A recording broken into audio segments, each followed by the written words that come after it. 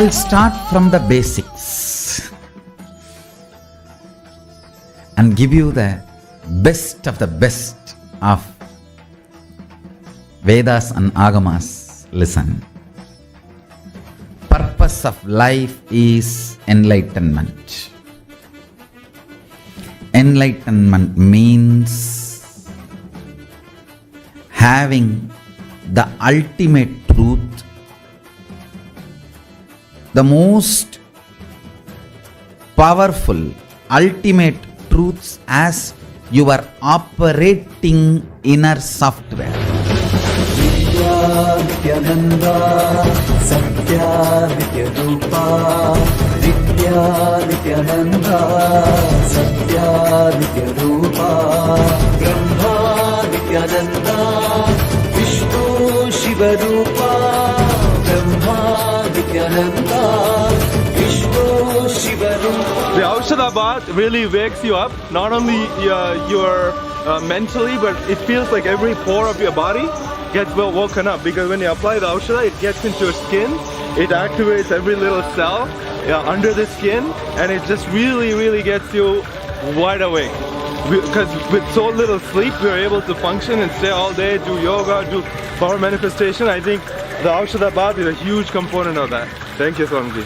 When the universal truths become the source cognitions for you, when you start reverberating with the universal truths, cosmic constitution, the ultimate cognitions, Paramasatyas, it is literally like an elephant entering into a hut, vibrating in the frequency of the cosmic constitution, cosmic truths, universal truths.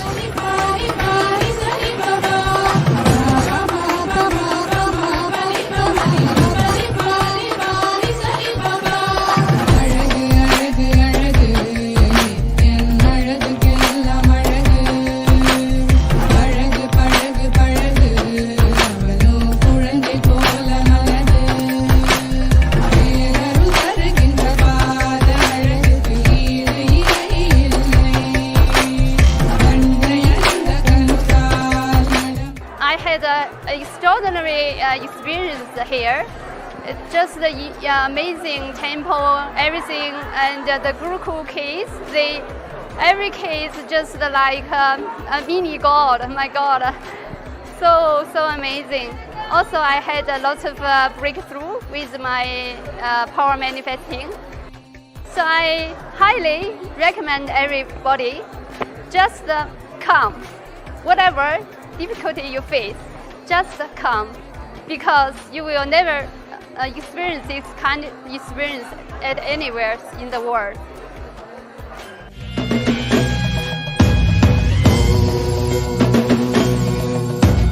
Rajadhirajaya Prashadya Shagine Namo.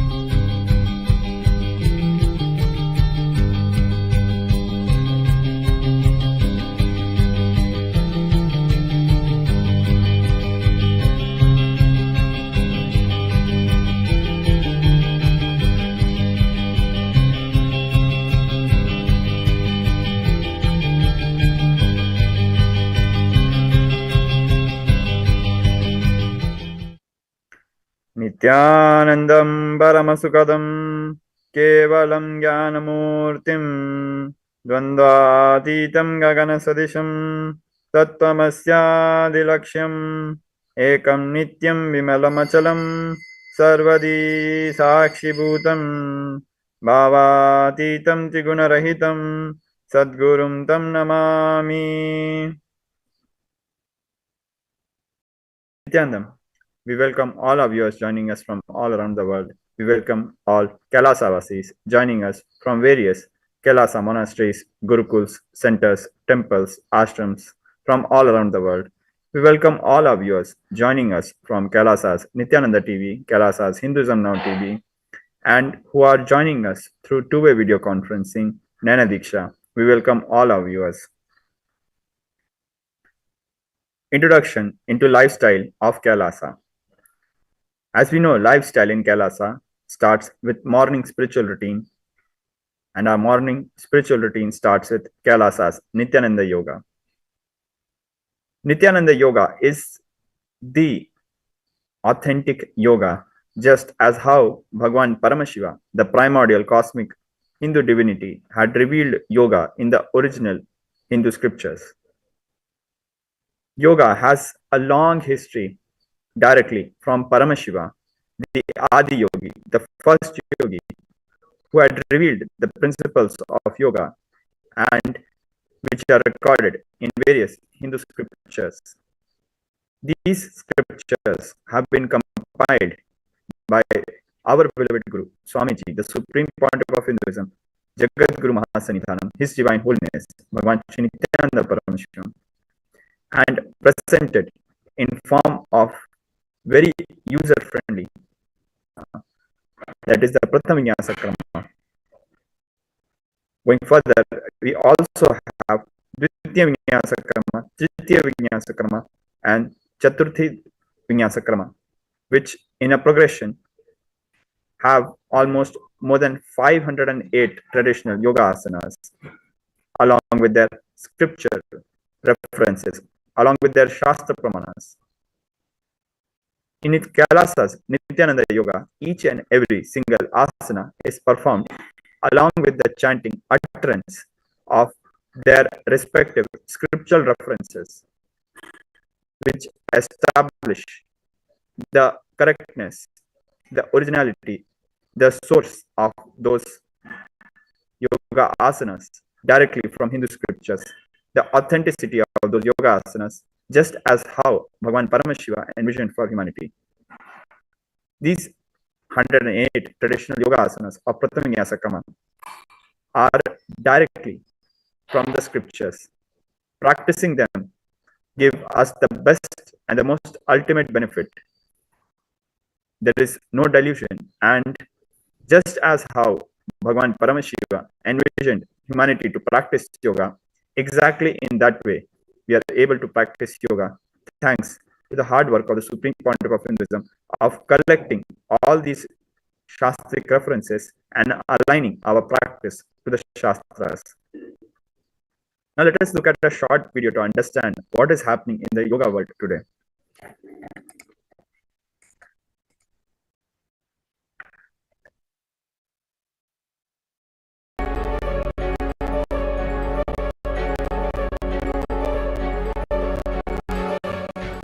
Yoga has become an $80 billion industry, incorporating everything you could think of from animals to food, and everyone is looking to get their share, be it through expensive apparel or sponsored Instagram posts. This might look fashionable and harmless, but what you don't understand is the detrimental effects it has on your consciousness. When you're practicing authentic yoga, you're working with an independent intelligence, a science to awaken the inner potential energy within you.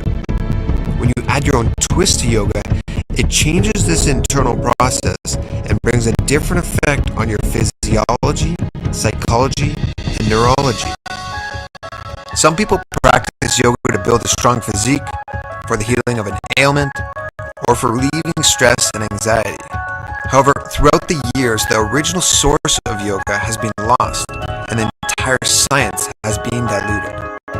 Many of the traditional yoga asanas and their context have completely disappeared from the mainstream themselves, from one another, and from nature and life around them. People desperately attempt to experience connection through various ways: physical union or sex, dependence to drugs and foods, or through the internet. But unfortunately, none of these paths lead to the true connection that we're seeking. Connection is actually not what is being sought. It is actually union that humanity is seeking in so many wrong directions. Union with the ultimate is the true solution. Yoga is the only way to experience union with the ultimate. It is the path to anti-sex, to go beyond sex and experience union with all the other dimensions of ourselves and the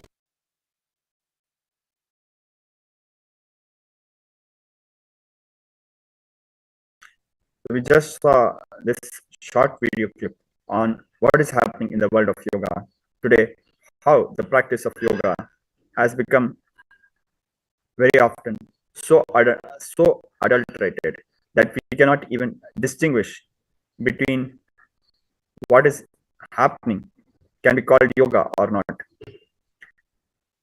This is not recent. This started during the colonial era because of the hate speech, marginalization, discrimination, and attacks on Hinduism, Hindu gurus, and Hindu traditions. Various hate speech, false narratives, and processes for gaslighting Hindus,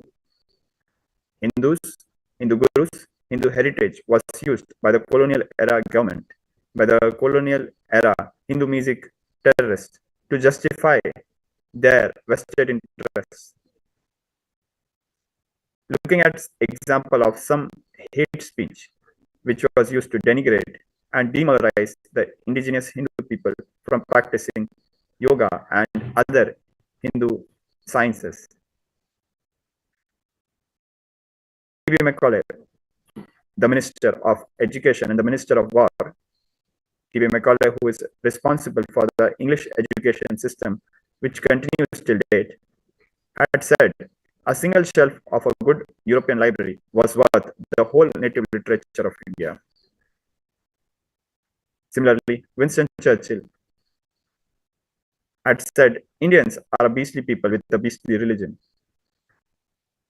Another quote from T.B. Macaulay in a letter written to his father: "No Hindu who has received an English education ever remains sincerely attached to his religion.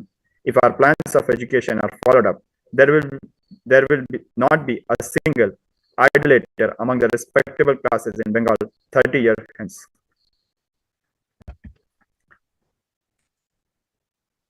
In 1871, the colonial government went a step further. They went so far as to ban wandering yogis, the Naga sadhus, through the Criminal Tribes Act.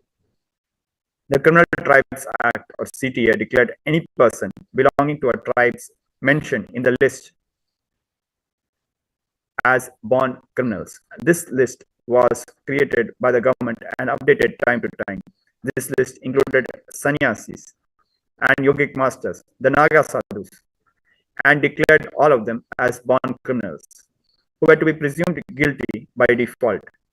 This led to the marginalization of yogic masters and extinction of advanced yogic techniques, sciences, and power manifestation. These sciences continued to be practiced in secrecy with a very few selected people continuing the tradition, and was completely wiped off from the mainstream society. At the same time, our great masters, our great Hindu gurus, continued to spread the teachings of Hinduism and continued to spread yoga throughout the West.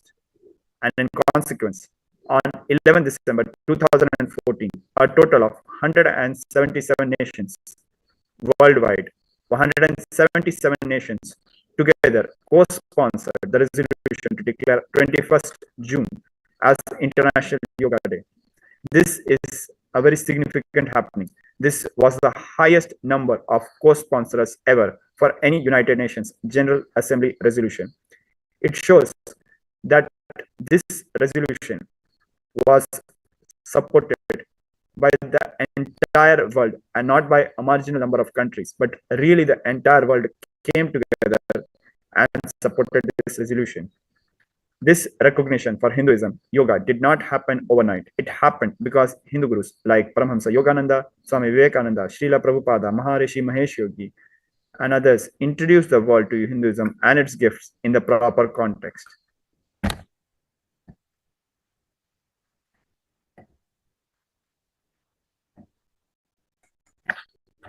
Is not just some physical exercise. Yoga is the science of experiencing oneness, the science of experiencing communion with the cosmos.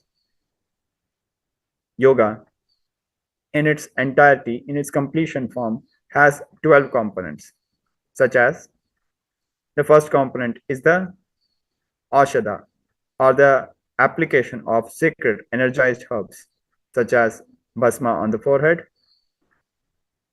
Gyananjana, the sacred ash, the soot of oil ghee lamp, which is the Gyananjana collected on ghee to be applied on the third eye, along with kumkum, vermilion, and sandalwood paste and turmeric on the forehead. This is the Ashada component.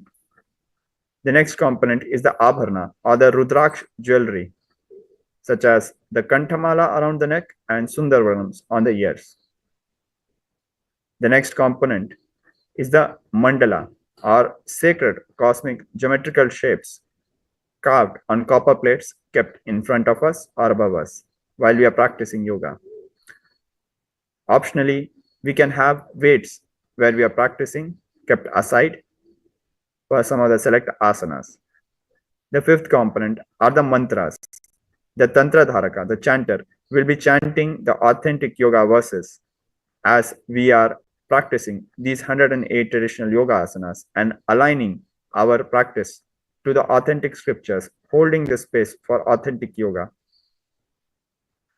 The sixth component is the japa, the internal chanting of various japa mantras, aligning our context back to the original purpose of yoga, experiencing oneness with divine, experiencing oneness with the cosmos, union with the cosmos, by chanting various japa mantras such as Soham, I am that, Shivoham, I am Shiva, I am divine.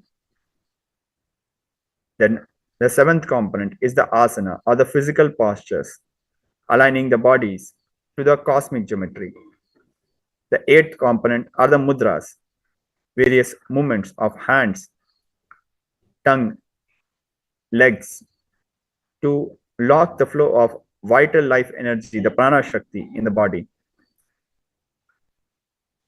The ninth component are the bandhas, which are internal seals, sealing the flow of kundalini shakti and controlling it. The 10th component are the various visualization of objects, animals, gods, goddesses, to embody the authentic experience of yoga. The next component are the various karanas, dance-like movements, which are a combination of movement of hands, legs. These 12 components together give us the complete experience of yoga. We'll be practicing all these 12 components simultaneously in all the 108 traditional yoga asanas of the Pratham Vinyasa Krama. We'll be starting very shortly. Please settle down on your yoga mats with your Panchapatram, that is the cup filled with water, and Udharni, that is the spoon. We'll be starting very shortly with the Sadguru Vandana. Please stay tuned. We'll be right back. Thank you. Nityanandam.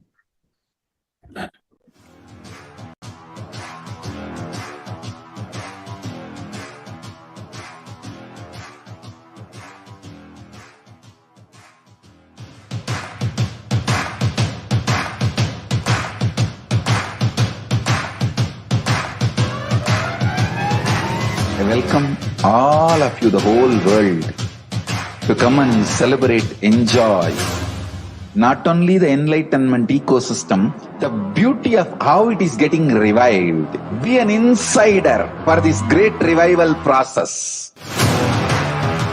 If you are an insider even for a startup company, you will understand not only the result of the company, even that being an insider is such a joy. Being an insider when it was happening is something extraordinary. So, I welcome all of you to come and be part of an insider of this revival of Kailasa, the enlightenment ecosystem, sovereign order of Kailasa, Kailasa nation itself. I request and invite all of you to become e-Kailasian. Get your free passport and make billions receive this free passport.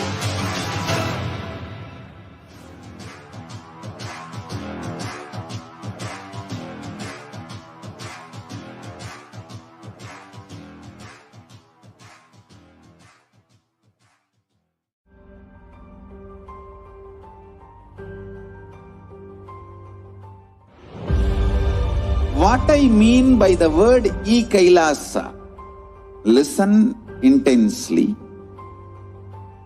Enlightenment ecosystem, literally enlightenment itself, in your own home, wherever you are.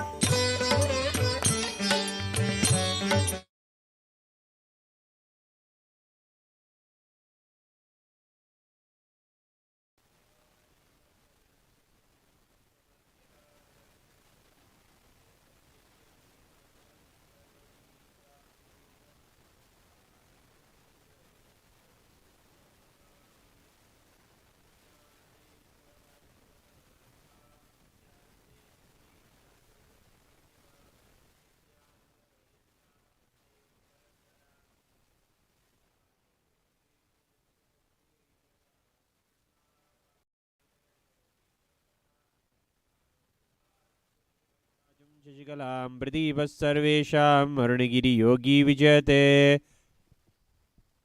ॐ हां हों शिवाय नमः। ॐ हां हों शिवाय नमः। ॐ हां हों शिवाय नमः।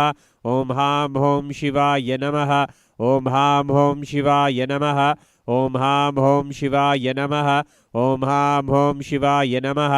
ॐ हां हों शिवाय नमः। ॐ हां हों शिवाय नमः। ॐ हां हों शिवाय नमः। ॐ हां हों शिवाय नमः।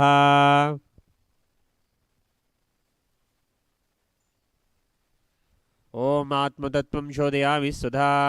विद्यातत्त्वं शोधयामि स्वधा। शिवतत्त्वं शोधयामि स्वधा। ॐ हां हृदयाय नमः।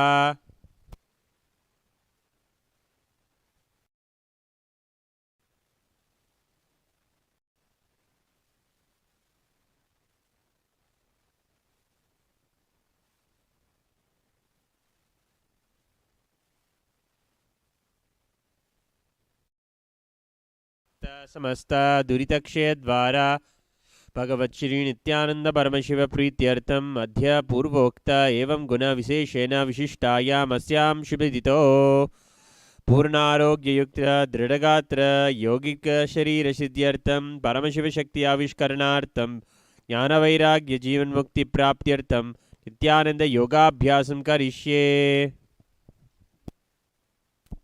मोपस्पृश्य। Please keep your Panchpatram to the side. Now we'll be starting with our first asana, Sukhasana. Sit straight in a comfortable position, cross-legged. Keep your head, neck and spine in a straight line. Hands on the knees with the index finger and thumb together in Bindu Mudra. We'll be performing the Samana Pranayama or breathing technique. Please inhale through the nose, hold the breath for a short duration. Exhale. Again, hold the breath for a short duration. Inhale. Concentrate on building a fire in the navel region and visualize the fire going upwards the spine as you continue Samana Pranayama. We'll engage Mahamudra Bandha, which is a combination of 3 bandhas. First, the Mula Bandha. Engage the perineum muscles between the base of your spine and the regenerative organ. Second, pull your stomach in and up. Second is the Uddiyana Bandha. Third, Jalandhara Bandha. Tuck your chin to the chest. These 3 bandhas are Mahamudra Bandha. Visualize Paramashiva. Internally keep chanting Soham. तत्सुखासनमित्युक्तं तशस्तस्तक्समाचरेत् आसनं विजितं येन जितं तेन जगत्त्रयम्. Parvatasana. Continue to sit in a cross-legged position or sit in Padmasana. Inhale, arms straight up and palms are together in Namaskara Mudra. Continue Samana Pranayama, Mahamudra Bandha. Visualize Mount Kailasa. अतवक्षे Mahadev पर्वतासनमङ्गलं यत्कृत्वा स्थितिरूपस्य षट्चक्रादिविलोपनम्.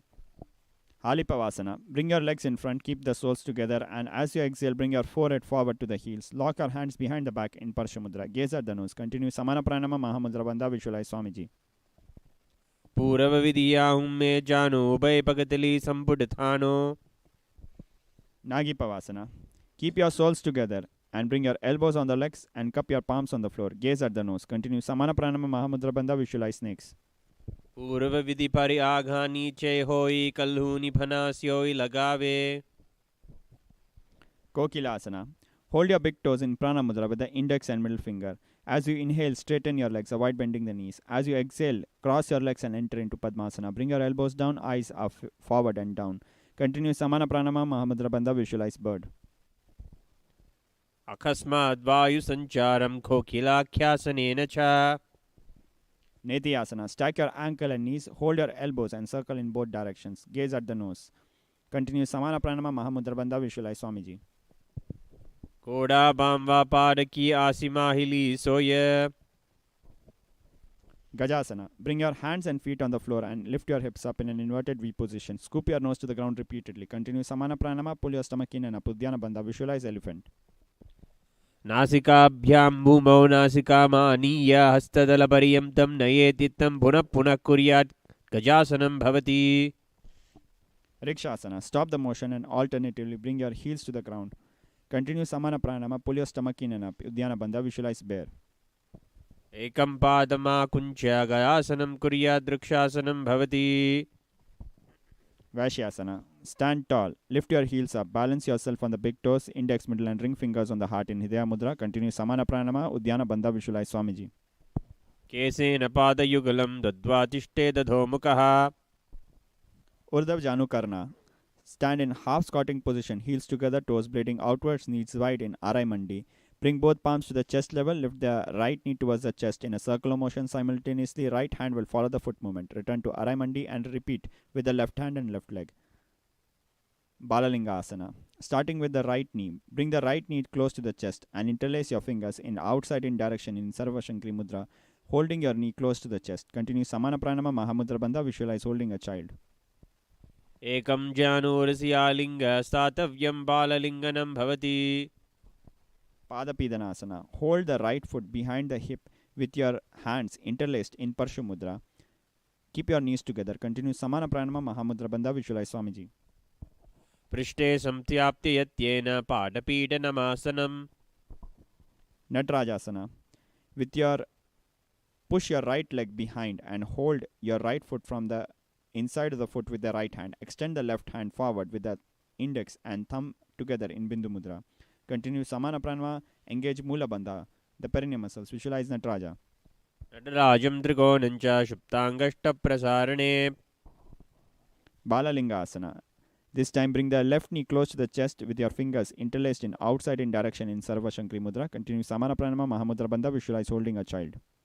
एकं जोरसि उरसि आलिङ्ग्य स्थातव्यं बाललिङ्गनं भवति Padapidanasana. Bring your left foot behind your hip and interlace your hands in Parshu Mudra. Keep your knees together. Continue Samana Pranama Mahamudra Bandha. Visualize Swamiji. पृष्ठे संस्थाप्ते यत्येन पादपीठनमासनं Natrajasana. Push your left leg behind and hold your left foot from the inside with the left hand and extend the right hand forward with the index and thumb together in Bindu Mudra. Continue Samana Pranama. Engage Mula Bandha. Visualize Natraja. नटराजं त्रिकोणं च सुप्ताङ्गष्टप्रसारणे Ardharechita Karna. Stand in Arai Mandi. Half squatting position. Cross your ankles, bringing the right foot behind. Keep the heel raised. The left hand will be on the chest and the right hand will be making a pendulum movement. The fingers will be moving inwards towards the palm and then outwards. Then the right palm is placed on the nose. Uncross the ankles, bring the heels together. Right hand will be making a circular motion with the fingertips pointing to the floor. Skeleton dance. Close your eyes. Visualize yourself as if made of only bones and nothing else. No skin, no internal organs, no flesh, no blood, and only bones. And simultaneously shake your body intensely. Start the skeleton dance. Continuously, intensely, chaotically, randomly, intensely shake your body, and at the same time, simultaneously, continuously maintain the visualization that you are made of bones and nothing else.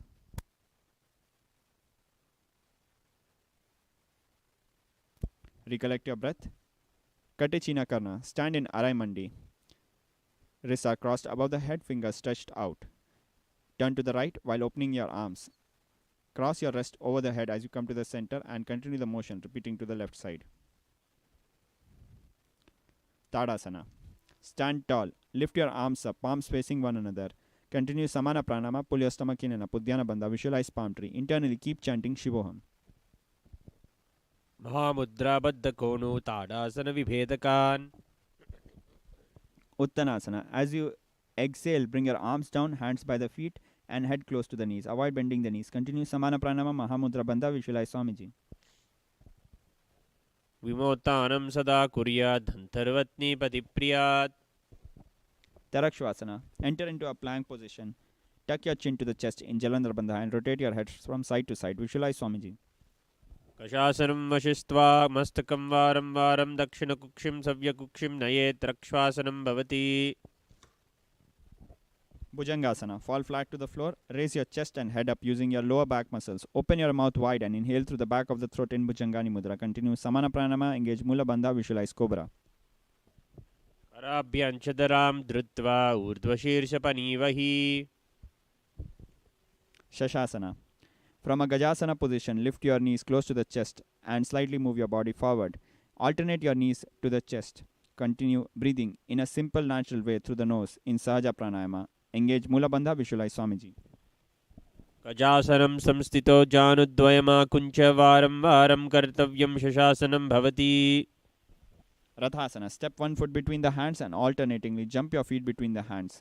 Continue Sahaja Pranayama. Engage Mula Bandha. Visualize Chariot. Kajasanam Samstito Ekekam Padam Padamargena Brahmaritva Kartavyam Rasasanam Bhavati. Virabhadrasana. Stand tall, step your legs apart, front knee, which is the right knee, bend it at 90-degree angles. Keep the left leg behind, completely straight at a 45-degree angle from the ground. Avoid bending the left knee. Keep your arms overhead, chest facing forward, gaze at the third eye. Breathe in Sahaja Pranama, pull your stomach in and up Uddiyana Bandha. Visualize God Virabhadra. Ashtavakramathodhanam Mayuram Setu Bandhanam. Repeating Virabhadrasana, switching legs. Keep the left knee at front, bend at 90-degree angles. Right leg behind, completely straight at a 45-degree angle from the ground. Avoid bending the right knee. Arms overhead, chest forward, gaze at the third eye. Continue Sahaja Pranama, Uddiyana Bandha. Visualize God Virabhadra. Ashtavakramathodhanam Mayuram Setu Bandhanam. Vrikshasana. Starting with the right foot, bring the right foot on the left leg inner thigh. Bring your palms together in Namaskara Mudra and raise them above the head. Continue Sahaja Pranama, pull your stomach in and up Uddiyana Bandha. Visualize tree. Yam Yam Padam Nidayatu Tishtet Vrikshavad Bhumo Vrikshasana Vidambuduhu. Garudasana. Bring your right foot in front of your hip with the right foot sole facing upwards. Keep your palms together in front of heart in Namaskara Mudra. Continue Sahaja Pranama, Mula Bandha. Visualize Garuda Eagle. Garudasanama Vaksheyena Dhyanam Stiram Bhavet. Repeating Vrikshasana. Bring the left foot sole and rest it on the right leg inner thigh. Bring your palms together in Namaskara Mudra and raise them above the head. Continue Sahaja Pranama, Uddiyana Bandha. Visualize tree. Tishtet Vrikshavad Bhumo Vrikshasanam Idam Viduhu.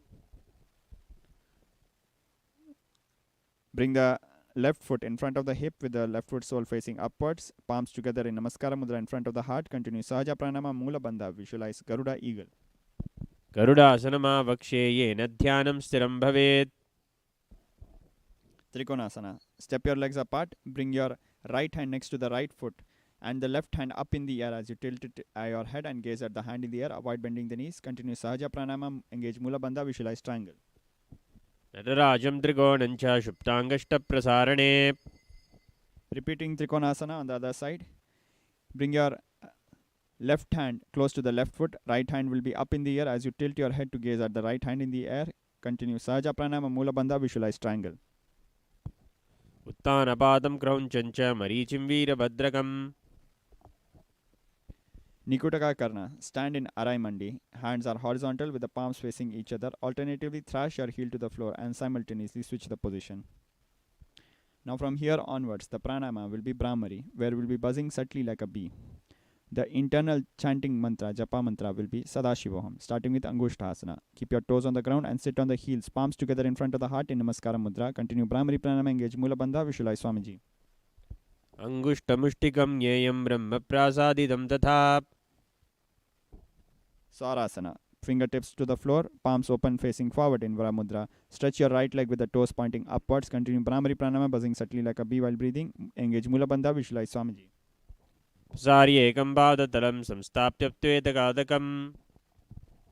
Vidunasana. In the same position, hold the front toes, that is the right toes, with your right hand, index finger and middle finger, forming a hook in Prana Mudra. Hold the back heel with the left hand.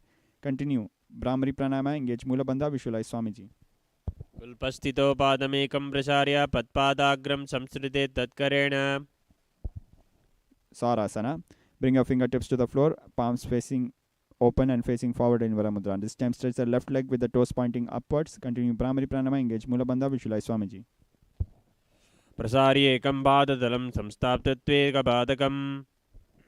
Vidunasana. In the same position, hold the front toes, that is the left toes, with your index and middle finger in Prana Mudra. Hold the back heel with the right hand.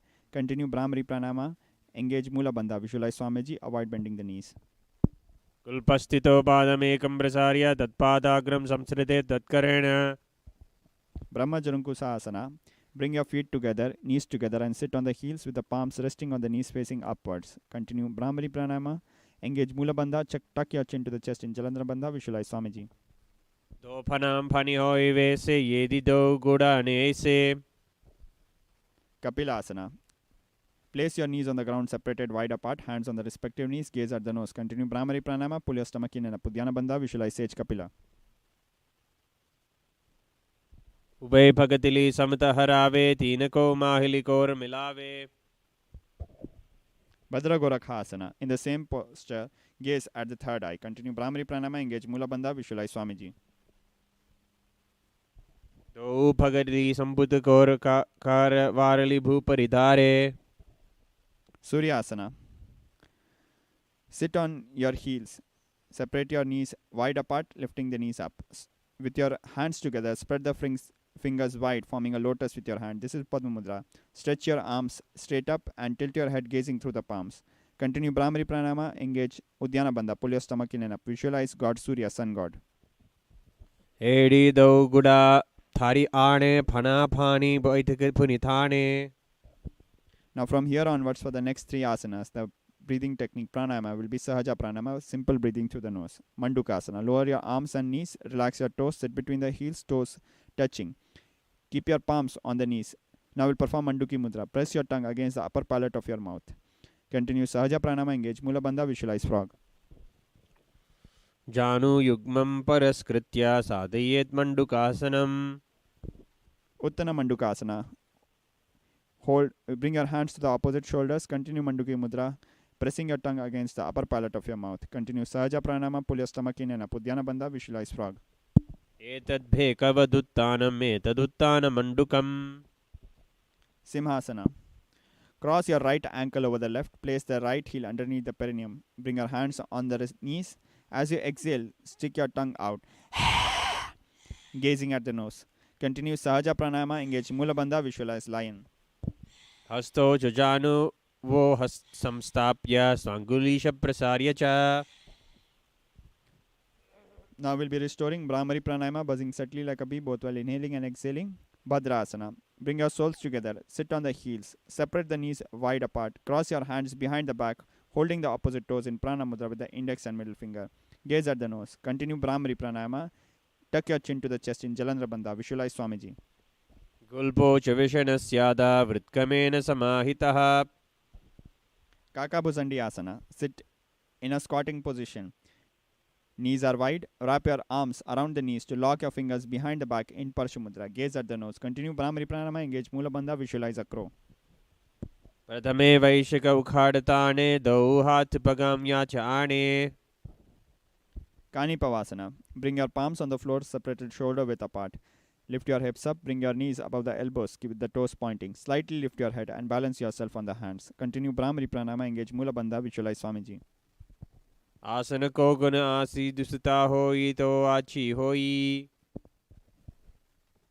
Kapali Asana. Bring your head to the ground, forming a tripod with your head and two hands, knees around the elbows. Now stretch the legs up, gaze at the nose. Continue Brahmari Pranayama, engage Mula Bandha, visualize Swamiji. शीशसी सादरती की पगदौ मिलावे च ऊचौ कुकरे. Relax. Now in the next set of asanas, the pranayama will be Rechika pranayama.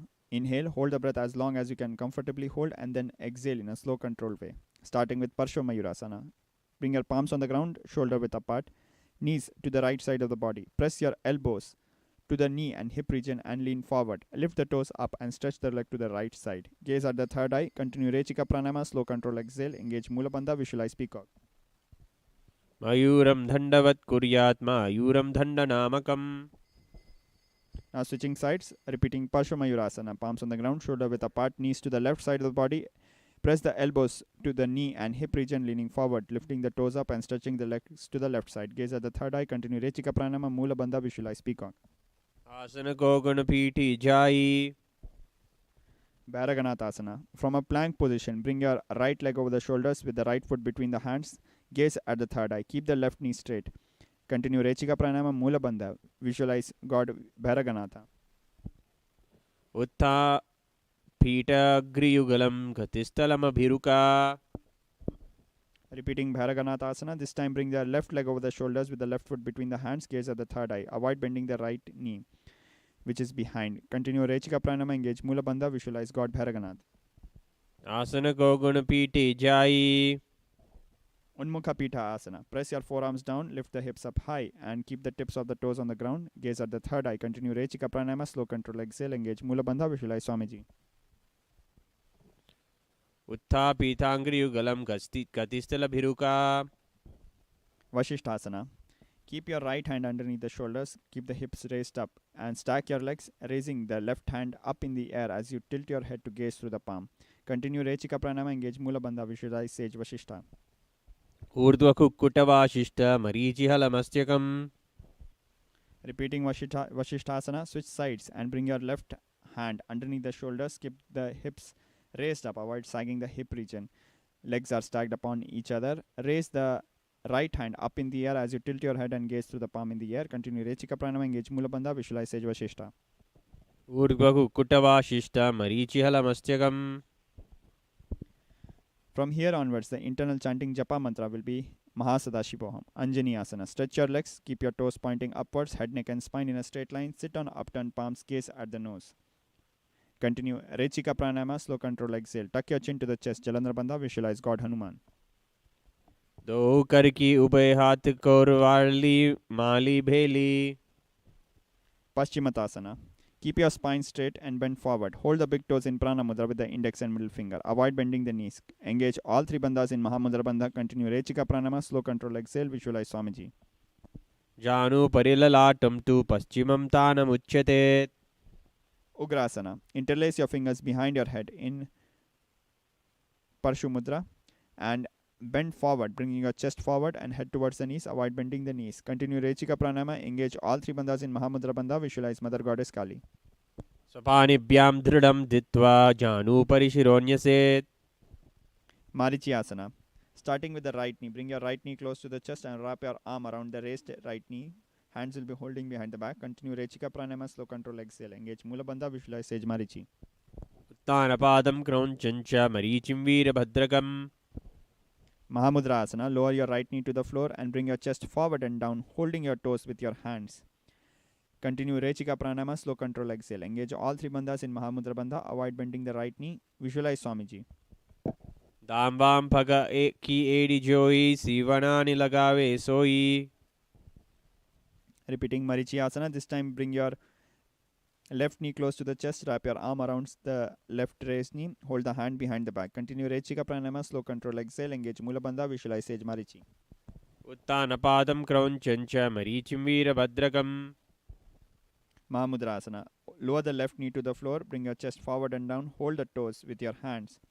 Continue Rechika pranayama. Slow control exhale. Engage all three bandhas. Mahamudra Bandha. Avoid bending the knees. Visualize Swamiji. दाम्बां पग की AD जोई सीवनानि लगावे सोई. Bhadrasana. Keep your soles together, heels at the perineum, hands holding the feet by their sides, gaze at the third eye. Continue Rechika pranayama. Slow control exhale. Engage Mula Bandha. Visualize Swamiji. कुल्पोतु विषणस्यादा सीवान्याः पार्श्वयो क्षिपेत्. Gaulipavasana. Keep your toes together, heels separated apart, hands on the knees, gaze at the nose. Breathe in through the nose in a simple, natural way in Sahaja Pranama. Completely inhale and hold the breath. Tuck your chin to the chest in Jalandhar Bandha. Now exhale slowly in Murcha Kambaka. Visualize Swamiji. यामे एडी भीमा तुरासे अंगुल आत अंतरो रासे. Yoni Asana. Hold the soles of your feet with all 10 fingers. Bring your elbows on the ground near the shins and lean the whole body forward. Gaze at the nose. Continue Rechika Pranama. Engage Mula Bandha. Visualize Yoni Mandala. दो पगतली संपुट करे येरी में की दिग दरे. Midaki Pavasana. Keep your heels together. Separate the toes apart. Bring your forehead to the ground near the heels. Heels will be slightly away from the body. Bring your arms to the side over the knees, palms on the floor. Gaze at the nose. Continue Rechika Pranamaya.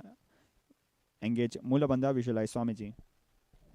पूर्व विधि परिक पर पगतली संपुट soul येडी मिलिरा से. Siddha Samadhi Asana. Bring your heels close to their body. Bring your arms between the thighs and the shin with the palms facing upward, nose to the ground. Try to touch your throat with your toes. Gaze at the nose.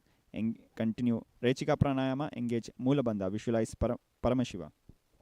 दो पगतली संपुट करे सो मेद आगे में धरे.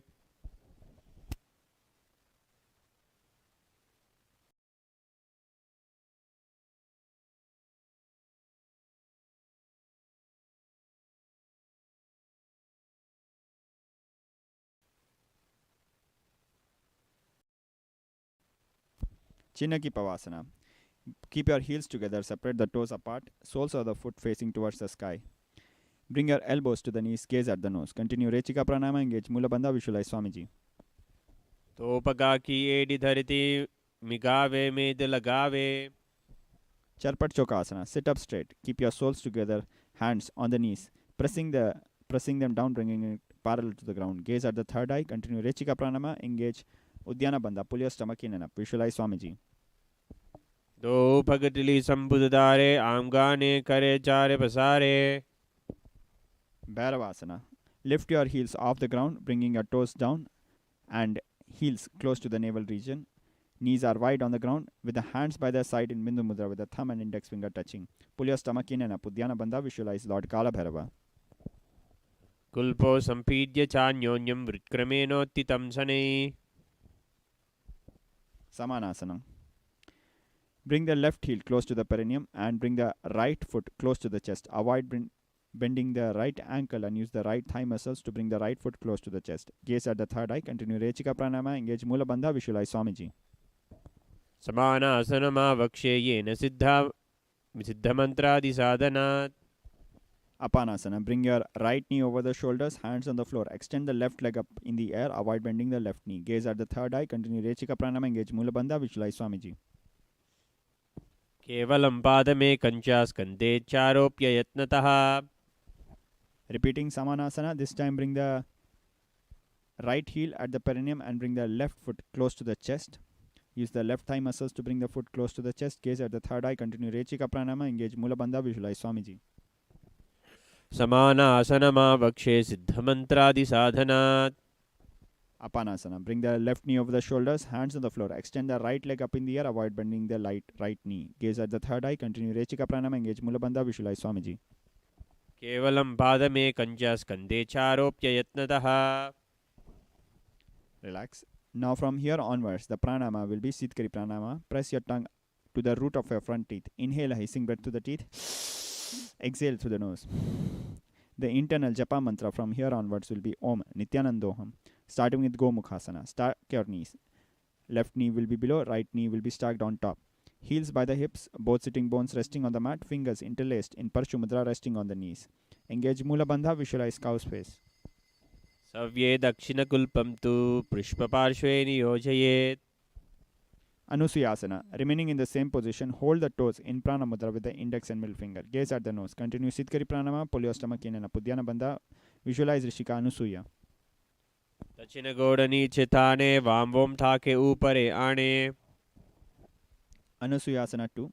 Hold your hands behind the back in Parshu Mudra. As you exhale, bring your chest down, chin over the knees, nose to the close to the ground. Continue Sitkari Pranama. Engage Mula Bandha. Visualize Rishika Anusuya.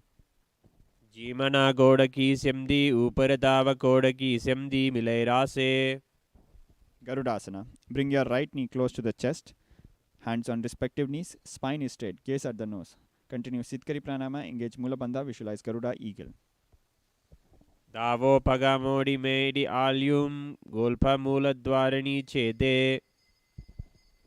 Naradasana. Interlace your fingers behind your neck and bring your elbows together, touching them, and twist to place them outside the raised knee. Gaze at the third eye. Continue Sitkari Pranama, engage Mula Bandha, visualize Sage Narada. विष्टिचु वामा पगतिली केरी भूपरता है लगावे फेरी. Matsya Pitakasana. Bring your lower foot and place it on the thigh of the raised knee. Wrap your arm around the legs, holding the opposite shin. Extend the hand down, holding the big toe in Prana Mudra with the index and middle finger. Continue Sitkari Pranama, engage Mula Bandha, visualize Matsya, fish avatar of Lord Vishnu. वामेन वामांगुष्टंतु गृहीतं मत्स्य पीटकम्. Now repeating Gomukhasana. This time stack your right knee below and left knee on top of it. Heels by the hip region, both sitting bones on the mat.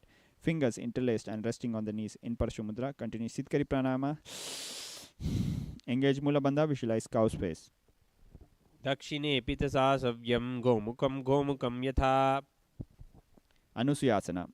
Remaining in the same position, hold the big toes in Prana Mudra with the index and middle finger. Gaze at the nose. Continue Sitkari Pranama. Pull your stomach in and up. Uddiyana Bandha. Visualize Rishika Anusuya. घोड़ा सिमदी मिलावे भारी आपारा पुनिदय समदी पसारे. Anusuyasana 2. Hold your hands behind the back in Parshu Mudra. As you exhale, bring your chest down, chin over the knee, nose close to the ground. Continue Sitkari Pranama. Engage only the Mula Bandha. Visualize Rishika Anusuya. Kotya सोल्यो भगतल्यालो Adawe शुदाव रासे. Garudasana. Bring your left knee close to the chest, hands on the respective knees. Spine is straight. Gaze at the nose. Continue Sitkari Pranama. Engage Mula Bandha. Visualize Garuda Eagle. Tavo भगमोड़ी Medi आल्यूम गुल्प मूलद्वारिणी छेदे. Naradasana. Interlace your fingers behind your neck and bring your elbows together, touching them, and twist to place them outside the raised knee. Gaze at the third eye. Continue Sitkari Pranama. Engage Mula Bandha. Visualize Sage Narada. कोड़ा शुदो फनो होई जोई व्याहुरायो वाम भगतली जानू. Matsya Pitakasana. Bring your lower foot and place it on the thigh of the raised knee. Wrap your arms together.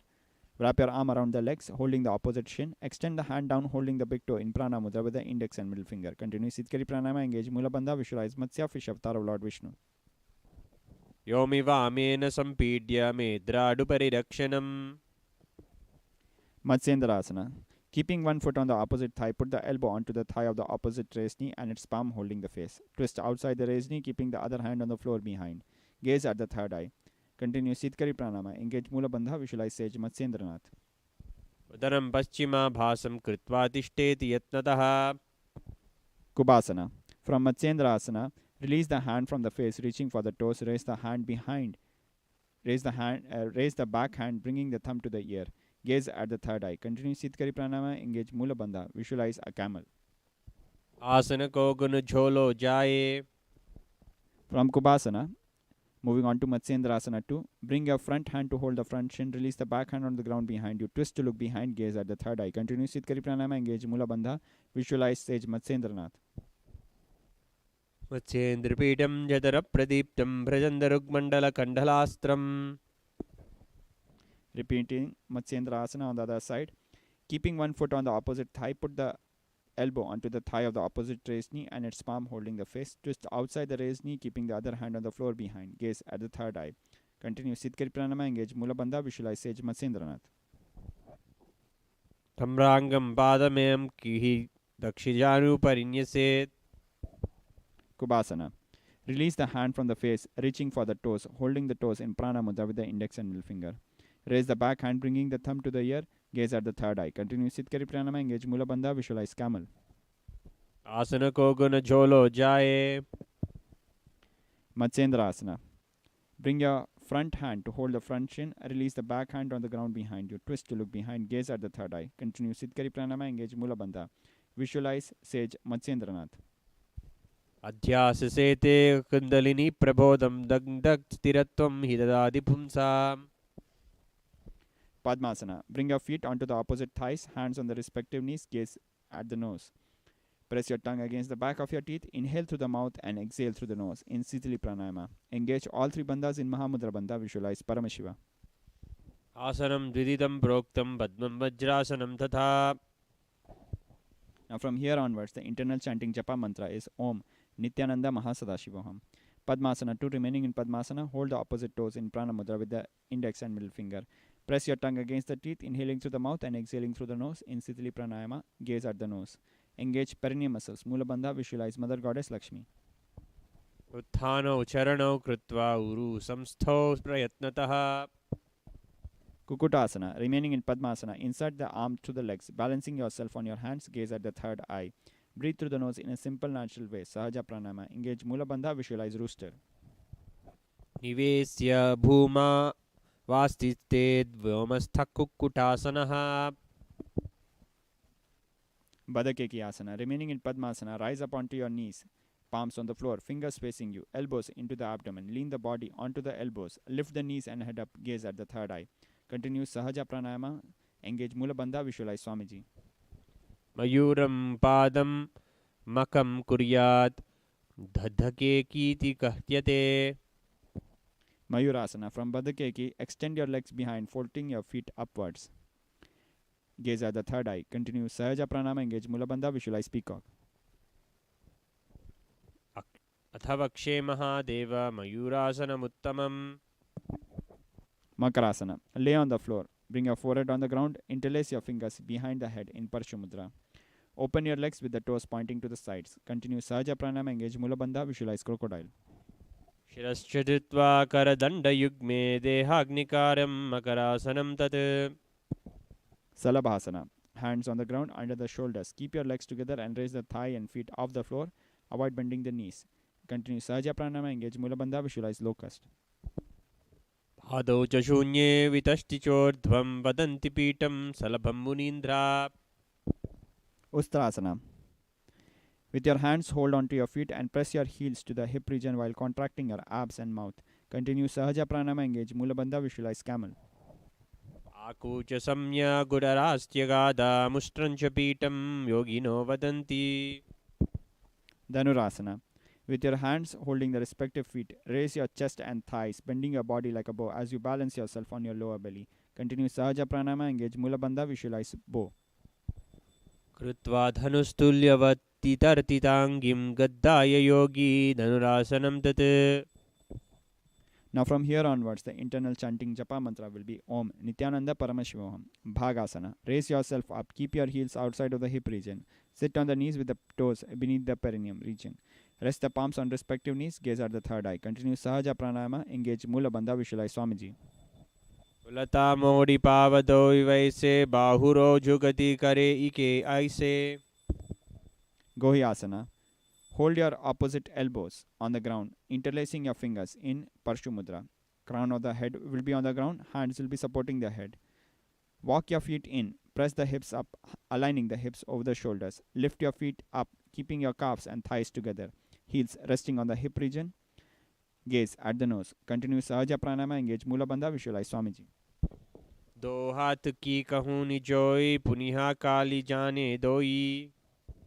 Shirsasana. From Gohi Asana, extend your feet straight up, keeping the gaze at the nose. Continue Sahaja Pranayama. Engage Mula Bandha. Visualize Swamiji. विपरीतं मण्डलं च द्विदेव विदितं हिनः. Safely bring your legs down. Now from here onwards, the pranayama will be Bhastrika. Rapidly, forcefully, inhaling and exhaling through the nose into the chest region. Starting with Fodhyasana. In a seated position, lift your legs up straight. Avoid bending the knees. Bring your thighs close to the chest, knees close to the head. Hands will be holding the calves. Continue Bhastrika Pranayama. Engage Mula Bandha. Visualize Swamiji. अंगुष्ठपिण्डली लगतादारे चरण उभय आकाशदि सिकारे. Parigasana. Bring your hands to the opposite shoulders. Keep your legs together at a 45-degree angle from the ground. Avoid bending the knees. Continue Bhastrika Pranayama. Engage Mula Bandha. Visualize mace or club. बद्ध्वा पुङ्गकं कुर्यात् तिष्ठेत् परिगासनं भवति. Naukasana. Maintain your legs at a 45-degree angle from the ground. Bring your elbows and palms on the ground or stretch your palms, bringing it close to the knees. Continue Bhasika Pranayama, engage Mula Bandha, visualize boat. शिरस ऊरुजङ्घपादं दण्डवद्धारयेत् नौकासनं भवति. Rudrasana, sit up, keeping your back straight. Reach the hands to the legs, bringing the soles together, close to the chest. Gaze at the nose. Continue Bhasika Pranayama, engage Mula Bandha, visualize Rudra. पगाका अंगूठा दौलेयु पराली कानी तालावे लगावे. Unmukha Pita Asana, lay on your back, keep your knees bent, hands and feet on the floor. Press your hips up, bringing your chest close to the chin. Breathe in a simple natural way through the nose in Sahaja Pranayama. Completely inhale. Now stop your breath and tuck your chin to the chest, and then exhale slowly in Murcha Kambaka. Visualize Swamiji. उत्थाप्य हस्तौ तिष्ठेत्तु पीठ उन्मुखनामखे. Shivasana. Stretch out your legs and arms, keep your palms facing upwards. Forcefully channelize the Kundalini Shakti throughout your body in Shakti Chalana Mudra. Completely relax the whole body, making it motionless. Visualize Swamiji. उत्तानं सववद्भूनो शयनं तु सवासनं शवासनं शान्तिकरं चिष्टविश्रान्तिकारकम्.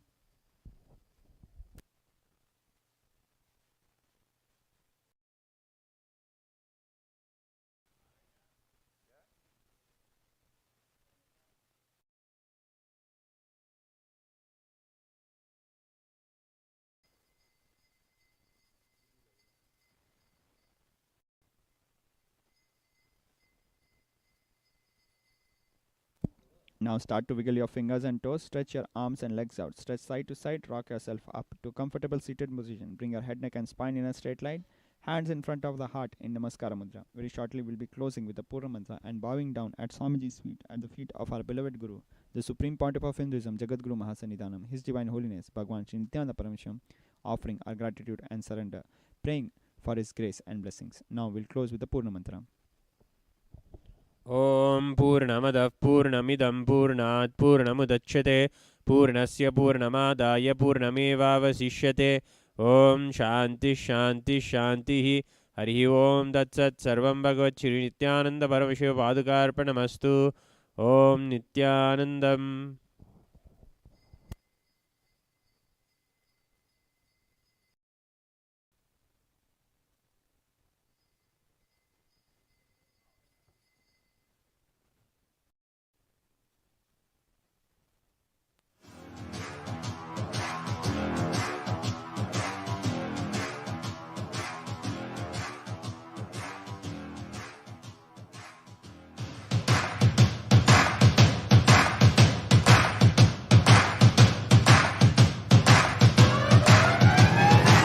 I welcome all of you, the whole world, to come and celebrate, enjoy not only the enlightenment ecosystem, the beauty of how it is getting revived. Be an insider for this great revival process.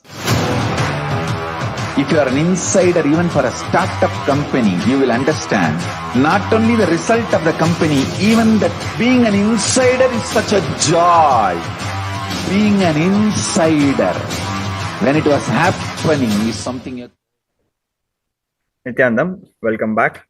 Now we'll be continuing into the lifestyle of Kailasa with our next segment, Guru Puja, Pratyaksh Pad Puja. Before we start, let us revisit the significance of puja in Hinduism and significance of Guru Puja in Hinduism. Any puja starts with the worship of the Guru. This is how Hinduism has been practiced throughout ages. The Guru initiates the practitioners into a particular science of worship, leading him towards enlightenment. Before the disciple starts worshipping his Ishta Devata, his Kula Devata, his personal deity or his family deity, he starts with the worship of the Guru. However, with time, due to hate speech by Hindu music, anti-Hindu terrorist elements, and with time, unfortunately, Hindus have forgotten and been forced to forget the true context of Guru Puja. Now let us visit our Shastras, our scriptures, our Hindu scriptures to revisit the context of Puja to the Guru. Bhagwan Paramashiva in the 20th verse of Guru Gita reveals, Yo Guruha Sa Shiva Prokto Ya Shivaha Sa Guru Smritaha, which is translated as, He who is Guru is Shiva himself. He who is Guru is Shiva, primordial Hindu divinity himself. He who is Guru is God himself. So declare the scriptures. And the truth that Shiva, Paramashiva, the primordial Hindu divinity, is Guru is reminded in the Smritis, the remembered scriptures. Very clearly, Bhagwan Paramashiva is saying, Guru is God and God is Guru. Further, Bhagwan Paramashiva declares, Durlabham Trishu Lokeshu Takshinashva Vadayam Guru Brahma Vina Nanya Satyam Satyam Varanane, which is translated as, here Bhagwan Paramashiva is in a dialogue with Devi Paramashiva Shakti, Devi Parvati, the primordial, cosmic, feminine Hindu divinity. Here Bhagwan Paramashiva is referring to his consort, Devi Paramashiva Shakti as Parvati. O lovely faced one, listen to my words and trust, for this truth is most rare and unknown to anyone else in the three worlds. Guru is Brahman, the pure cosmic consciousness, the source of all that is, and none other than Brahman itself. This is the truth, I declare.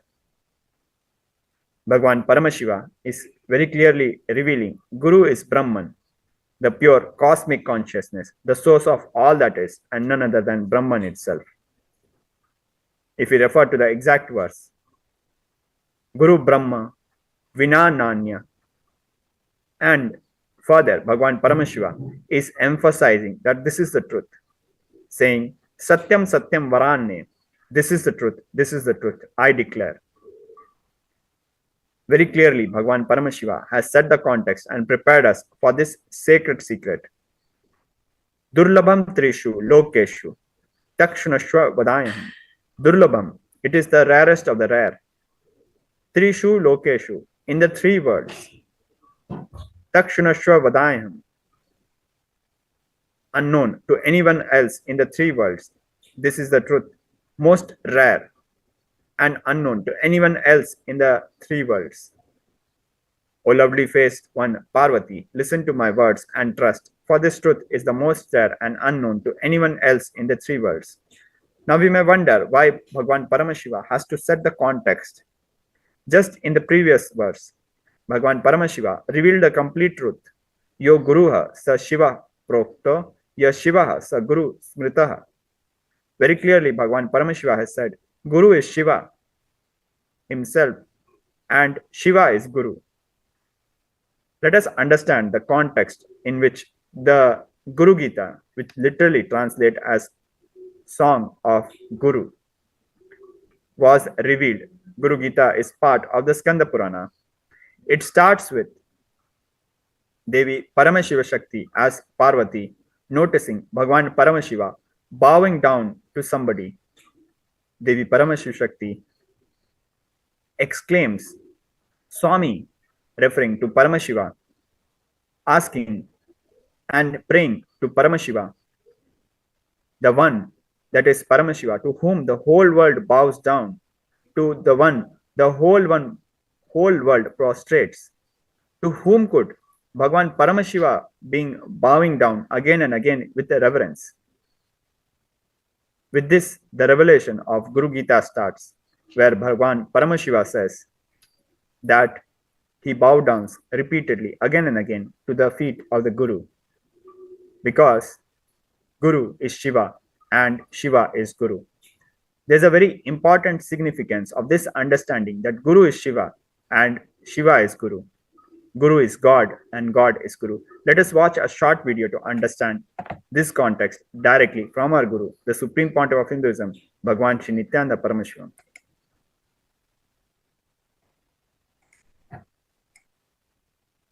I'll start with one incident happened between me and Arunagiri Yogeshwara. Once, Arunagiri Yogeshwara, my guru, gave me an instruction. And then he asked, will you do it? I was shocked. Please understand. I used to use all my resistance, fighting, using all the bad words, everything with other gurus. Like Yogananda Puri, Vibhudananda Puri, Annamalai Swamigal, even with Ram Suratkumar little, but never ever resisted Arunagiri Yogeshwara. It was such pure, intense, passionate, loving, beautiful relationship. Never I resisted him, or never I uttered a word or even had a thought against him or against his words. So I was shocked. I felt, what did I do? Even he had a doubt and he has to ask me, will you do it? I immediately folded my hands and said, you are God. You are Shiva. How can I not do what you say? He laughed and said, no. If I am God, you are also God. In the powerful cognition of Guru is God, that same cognition applies. You are also God. In that God, you don't need to listen to the God. You are one, in oneness. Only if you know, I am the Guru who is going to make you experience God, you need to listen to me. Understand? I was shocked the way he made me understand. He said, if I am God, you are also God. That's ultimate reality. That's a powerful cognition. From that powerful cognition, you don't need to listen to me. We both are in one and the same, in oneness. If you have the powerful cognition, I am the Guru who is going to make you experience God, you need to listen to me. He said, that is the powerful cognition you need to have. With that powerful cognition, Guru is God, you may not need to listen because you are also God. The most powerful cognition is God is Guru, not Guru is God. Understand? God is Guru to make you realize you are God. Only then you need to listen to Him. Only then you will achieve enlightenment.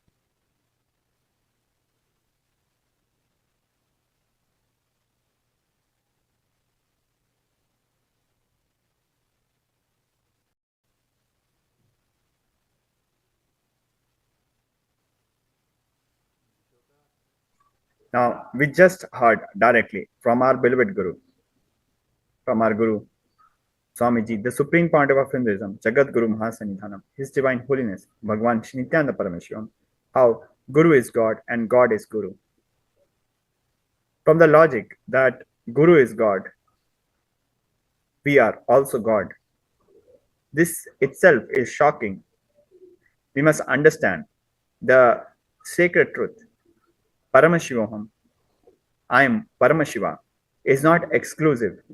When I declare I am Paramashiva, I automatically also declare that you are Paramashiva also. It is not an exclusive declaration. It is recognizing not just oneself's possibility of understanding that we are Paramashiva, we are consciousness.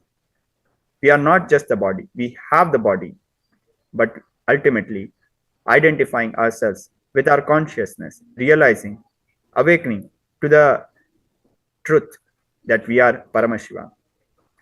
When we declare Paramashivaham, we also acknowledge, understand, cognize that The other is also Paramashiva, is ultimate consciousness. When we declare Guru is God, we also understand we are Paramashiva.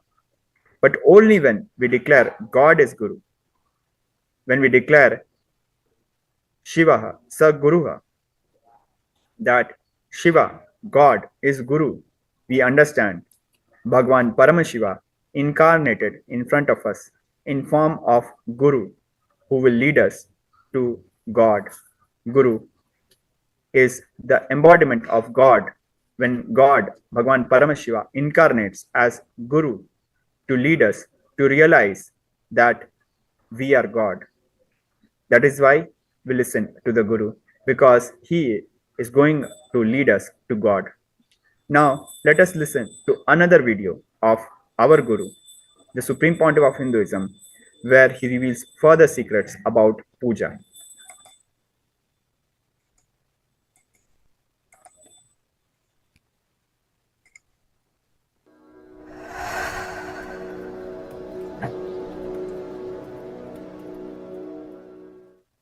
I was shocked when I was reading some of the research reports science reveals about DNA. The agriculture lifestyle, eating rice and drinking milk, has given us such huge breakthrough for the human DNA. Brain started growing bigger and multiple benefits have started happening. That was one of the main reasons why human beings have become supremate beings. Why our species have conquered the planet. I tell you. If you start doing puja every day, your internal organs, intra organs and physical body absorbs the DNA of Paramashiva, bio-memory of Paramashiva, bio-energy of Paramashiva fills you and manifests in bio-memory of you. Bioenergy of Paramashiva manifests in your bioenergy. Biomemory of Paramashiva manifests in your biomemory. Muscle memory of Paramashiva manifests in your muscle memory. You will manifest the state, space, powers and being of Paramashiva.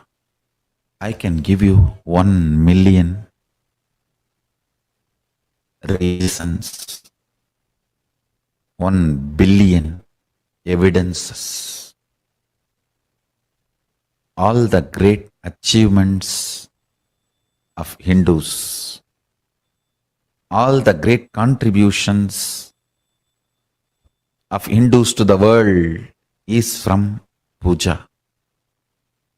It is puja, which is the core component of Hinduism. Understand? Temple is not just organization for us. No, it is God's home. Deity is God's body. We don't do idol worship. We do deity worship. We don't worship idols. We worship God through idols. Somebody asked me, why do we pour milk on the Shivalinga? I said, no, we pour on Paramashiva. It falls on Shivalinga.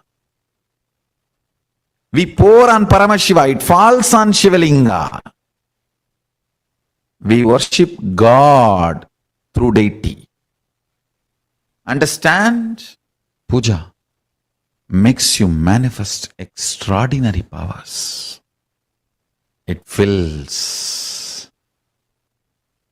your biomemory with Paramashiva's biomemory.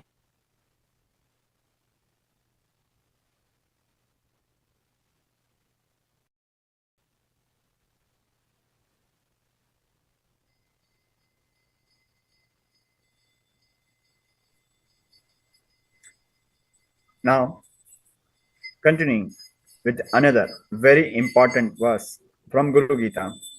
Right now, we just heard from our beloved Guru, the Supreme Pontiff of Hinduism, the significance of puja, how puja has given such a big breakthrough to the human race. Now, let us revisit another verse from Guru Gita. The 88th verse of Guru Gita reveals, Bhagwan Paramashiva is revealing, Guru Reva Jagat Sarvam Brahma Vishnu Shivatmakam Guru Parantaram Nasti Tasmat Sampujet Gurum. Indeed, the Guru is the whole universe. Guru is Brahma, Guru is Vishnu, Guru is Shiva. There is nothing higher than the Guru. Therefore, worship the Guru. Guru Reva Jagat Sarvam. There is nothing higher than the Guru. Guru is the ultimate. Guru Reva Jagat Sarvam Brahma Vishnu Shivatmakam.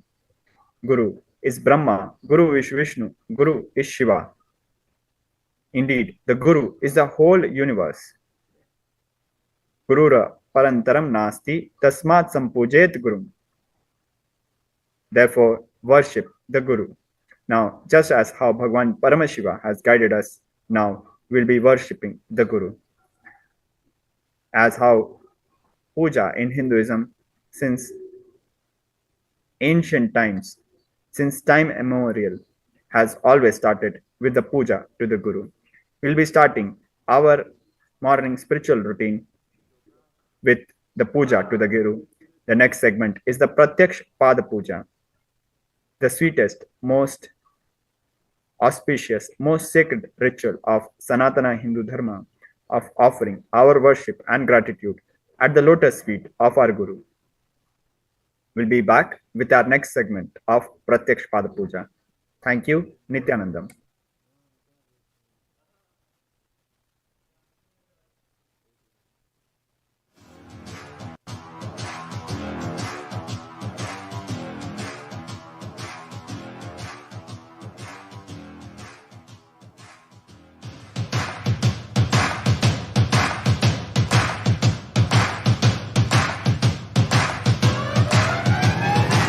I welcome all of you, the whole world, to come and celebrate, enjoy not only the enlightenment ecosystem, the beauty of how it is getting revived. Be an insider for this great revival process. If you are an insider even for a startup company, you will understand not only the result of the company, even that being an insider is such a joy. Being an insider when it was happening is something extraordinary. So, I welcome all of you to come and be part of an insider of this revival of Kailasa, the enlightenment ecosystem, sovereign order of Kailasa, Kailasa nation itself. I request and welcome, invite all of you to become e-Kailasian, get your free passport and make billions receive this free passport.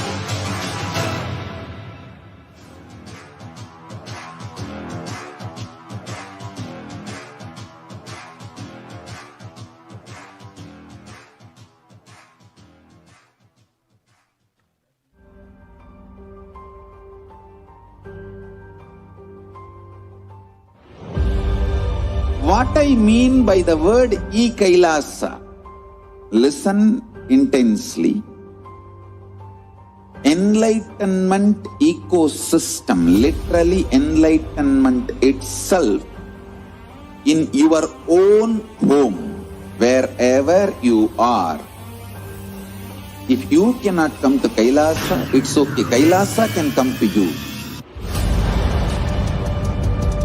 Kailasa coming to you is e-Kailasa.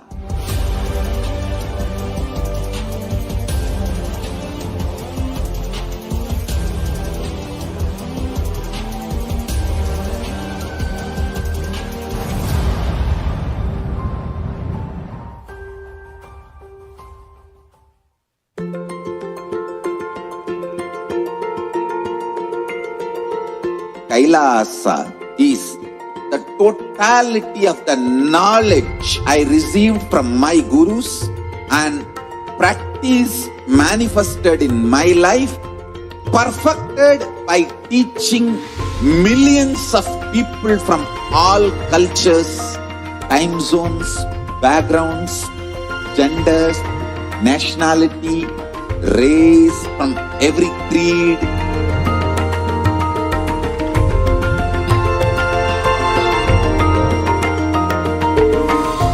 So this absolutely perfected knowledge available to you, served to you in your home without even you moving out of your couch, free of cost.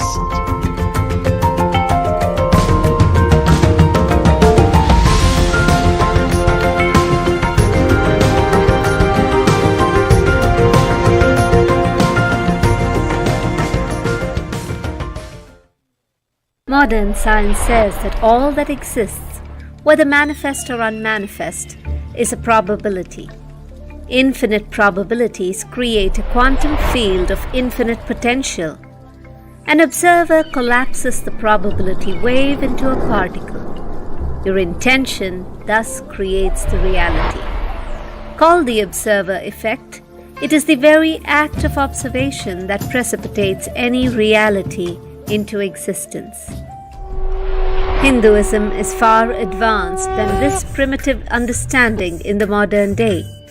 Hindus know this field of infinite potential as Paramashiva. Paramashiva permeates everything, manifest and unmanifest. He is intelligent. Nityanandam. Before we begin the Pratyakshapada Puja, let us settle ourselves down with the significance of the Guru Puja that we are now going to perform.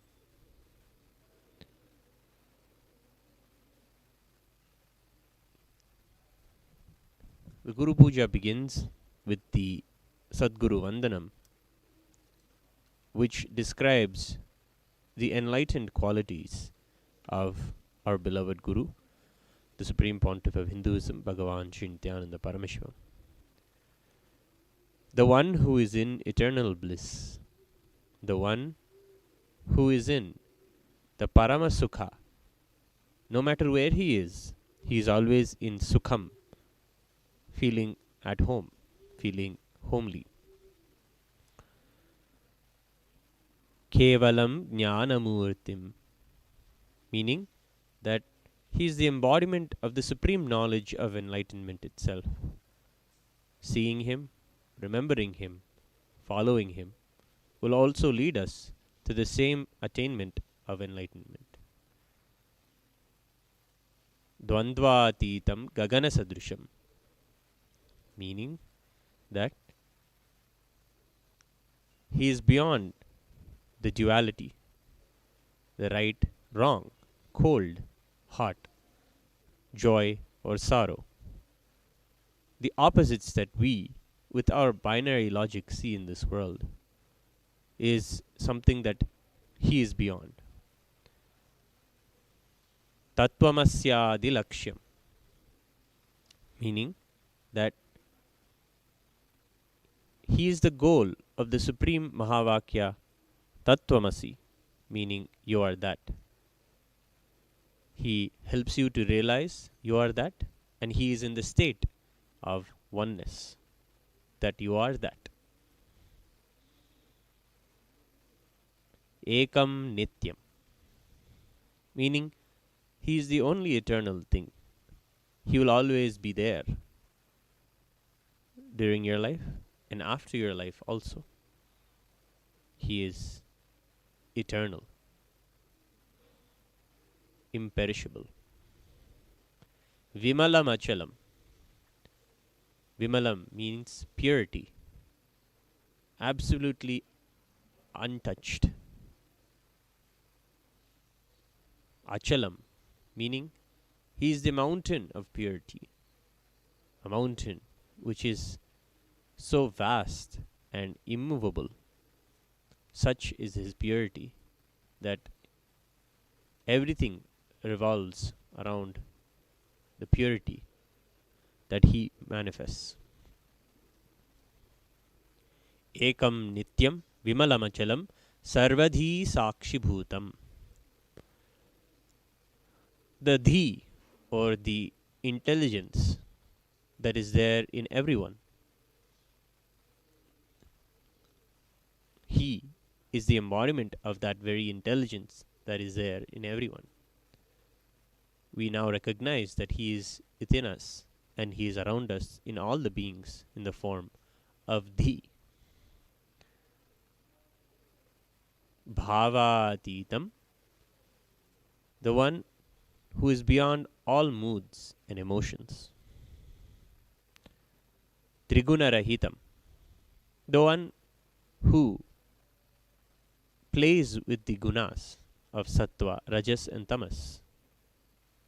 Goodness, activity and dullness. These three gunas are something that binds us, but for him they are a play. Bhavatitam trigunarahitam sadgurum tam namami. I bow down. I surrender. What all I know is me, and what all I know is mine, at the feet of the Sadguru.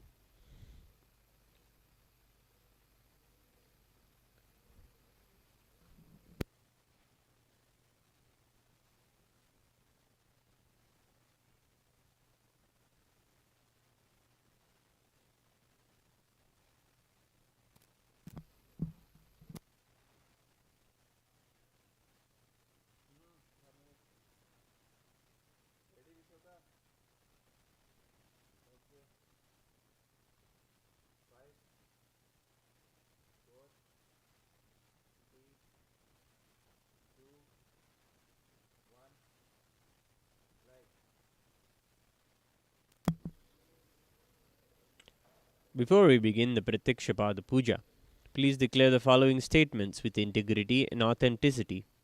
If you agree, please say yes loudly. I authentically cognize, which is internally process, understand, and declare the truth that cosmic energy exists. Yes. I authentically cognize, which is internally process, understand, and declare the truth that the Supreme Pontiff of Hinduism, Jagadguru Mahasannidhanam, His Divine Holiness Bhagavan Sri Nityananda Parameshivam, is the Chinmaya Vigraha, the embodiment and representation of that very cosmic energy. Yes, I authentically cognize, which is internally process, understand, and declare the truth that whatever I offer at the Divine Lotus feet of the Supreme Pontiff of Hinduism, Bhagavan Sri Nityananda Parameshivam, in this Pratyakshapada Puja, will reach the cosmic source of energy directly. Yes, I authentically cognize, which is internally process, understand, and declare the truth of Sohamasmi, that even when I worship, I am Him. Yes. We'll now begin the Pratyakshapada Puja. Please be seated with your head, neck, and spine in a straight line. And please be in a space of deep, restful awareness and gratitude in your Anandagandha. Nityanandam Paramasukhadam Kevalam Jnanamurtim Dvandvatitam Gagana Sadrisham Tattvamasyaadilaksham Ekam Nityam Vimalamachalam Sarvadi Sakshibhutam Bhavatitam Trigunarahitam Sadgurum Tam Namami. Nityanandeshwara Paramashiva Samarambham Nityanandeshwari Paramashiva Shakti Madhyamam Nityananda Variyantam Vande Guru Paramparam. Lalate Tripundri Nitila Kasturi Tilakaha Spuranmaladhara Spuritagadikaupina Vasanaha Tadano Dushtaram Shirasi Bhanirajam Shashikalam Pradipas Sarvesham Arunagiri Yogi Vijayate.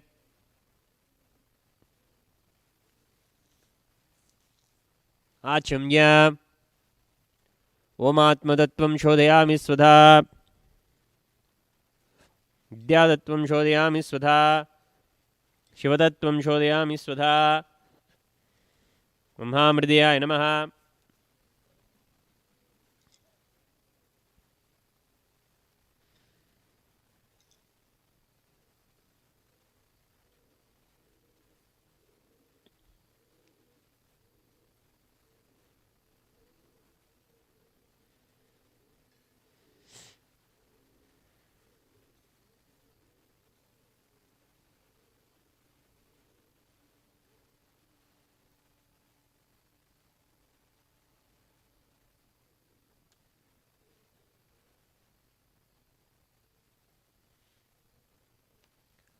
शुक्लाम्बरधरं विष्णुं शशिवर्णं चतुर्भुजं प्रसन्नवदनं ध्यायेत् सर्वविघ्नोपशान्तयेत्।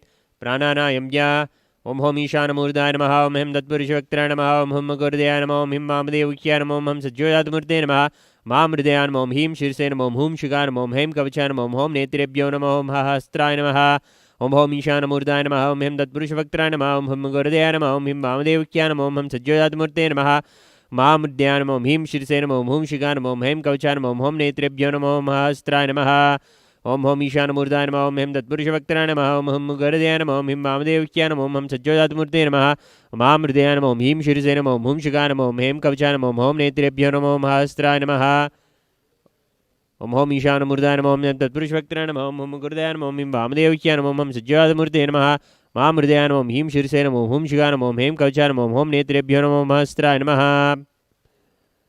नमोपात्त समस्त दुरितक्षयद्वारा भगवत् श्री नित्यानंद परमशिव प्रीत्यर्थम श्री नित्यानंदेश्वरी परमशिव शक्ति समेत श्री नित्यानंदेश्वर परमशिव प्रीत्यर्थम च शुभे शोभने मुहूर्ते आद्य ब्राह्मणः द्वितीयपरार्धे श्री श्वेतवराह कल्पे वैवस्वतमन्वन्तरे अष्टाविंशतितमे नित्ययुगे प्रथमे पादे जम्बूद्वीपे भारतवर्षे भरतखण्डे मेरोः दक्षिणे पार्श्वे शकाब्दे अस्मिन् वर्तमाने व्यवहारिके प्रभवादीनां षष्ट्याः संवत्सराणां मध्ये सुभकृतनाम संवत्सरे दक्षिणायने लक्ष्मीवेङ्कटेश्वरी ऋतौ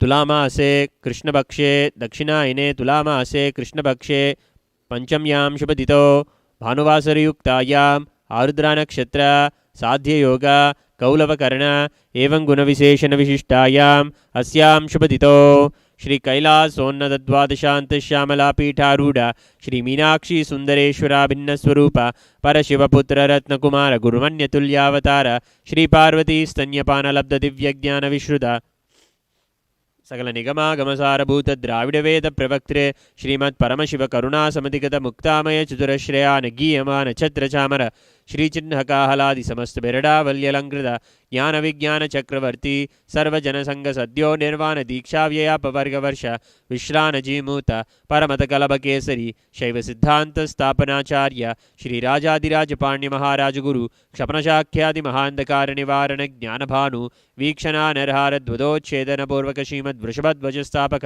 शैव समय कर्तृ सर्वज्ञ पीठारूढ़ श्री जगद्गुरु श्री ज्ञान संबंध देशिक स्वामी वागीश सुंदर माणिक्यवाचक स्वामिनाम अवतारभूत श्री ज्ञान संबंध स्वामी पुनरुद्धृत श्यामलापीठ सर्वज्ञपीठ तृणवत्युत्तर द्विशततम गुरु महासन्निधान अरुणगिरि योगीश्वर परंपरागत अरुणाचल सर्वज्ञपीठ गुरु महासन्निधान कैलास परंपरागत कांची कैलास सर्वज्ञपीठ त्रयस्त्रिंशदुत्तर द्विशततम गुरु महासन्निधान नित्योत्सव नित्यमंगल नित्य कल्याण नित्यरजित अधिकैलास नित्यानंद पीठ महासंस्थान महासिंहासन पीठ कर्तृ साक्षात् श्री परमशिव समुद्भूत कैलास परंपरागत वैवस्वतमनु इक्ष्वाकु हरिश्चंद्र भगीरथ श्रीरामचंद्र शूरसेन इत्याद्यनवच्छिन्न सार्वभौम चक्रवर्ती परंपरागत चतुष्षष्टि योगिनी मंडित चतुष्षष्टि संप्रदाय प्रवर्तक मनुधर्म शासन सूर्यवंश प्राप्त सर्वज्ञपीठ सुरांगी साम्राज्य मूर्धाभिषिक्त चूड़ामणे साक्षात् श्री परमशिव समुद्भूत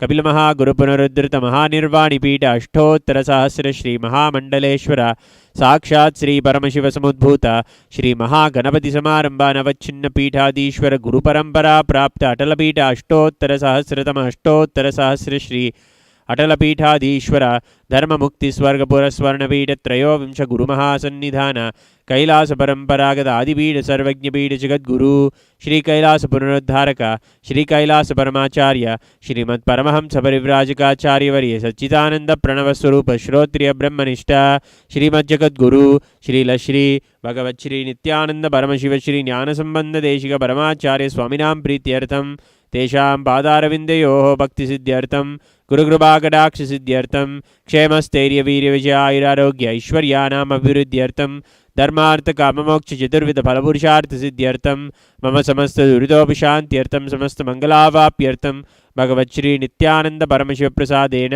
सकुटुम्बस्य ज्ञानवैराग्यजीवन्मुक्तिप्राप्त्यर्थं श्री सर्वदेवदेवी स्वरूप श्री नित्यानंदेश्वरी परमशिव शक्ति समेत श्री नित्यानंदेश्वर परमशिव अवतारभूत श्री सर्वदेवदेवी स्वरूप भगवत् श्री नित्यानंद परमशिव प्रत्यक्ष पाद पूजां करिष्ये। उमवौ स्पृश्य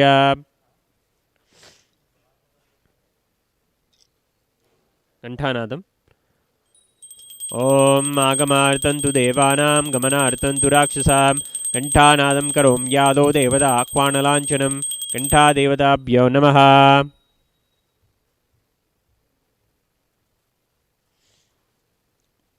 मानस पूजा ओम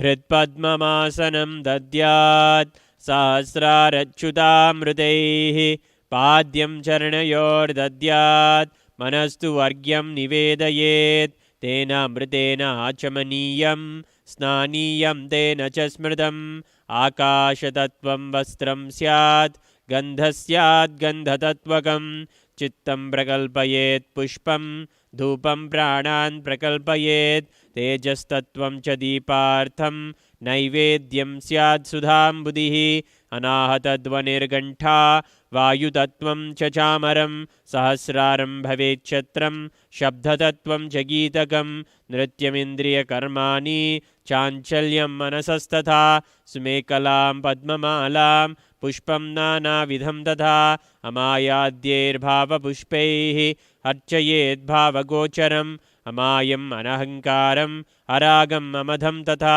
अमोहगम् अदम्बं च अद्वेषाक्षोभगो तथा अमात्सर्यम् अलोभं च दशपुष्पं विदुर्बुधाः अहिंसा परमं पुष्पं पुष्पमिन्द्रियनिग्रहः दयापुष्पं क्षमापुष्पं ज्ञानपुष्पं च पञ्चमम् इति पञ्चदशैर्भावपुष्पैः सम्पूजयेत् भगवन्तं श्रीनित्यानन्दपरमशिवम्।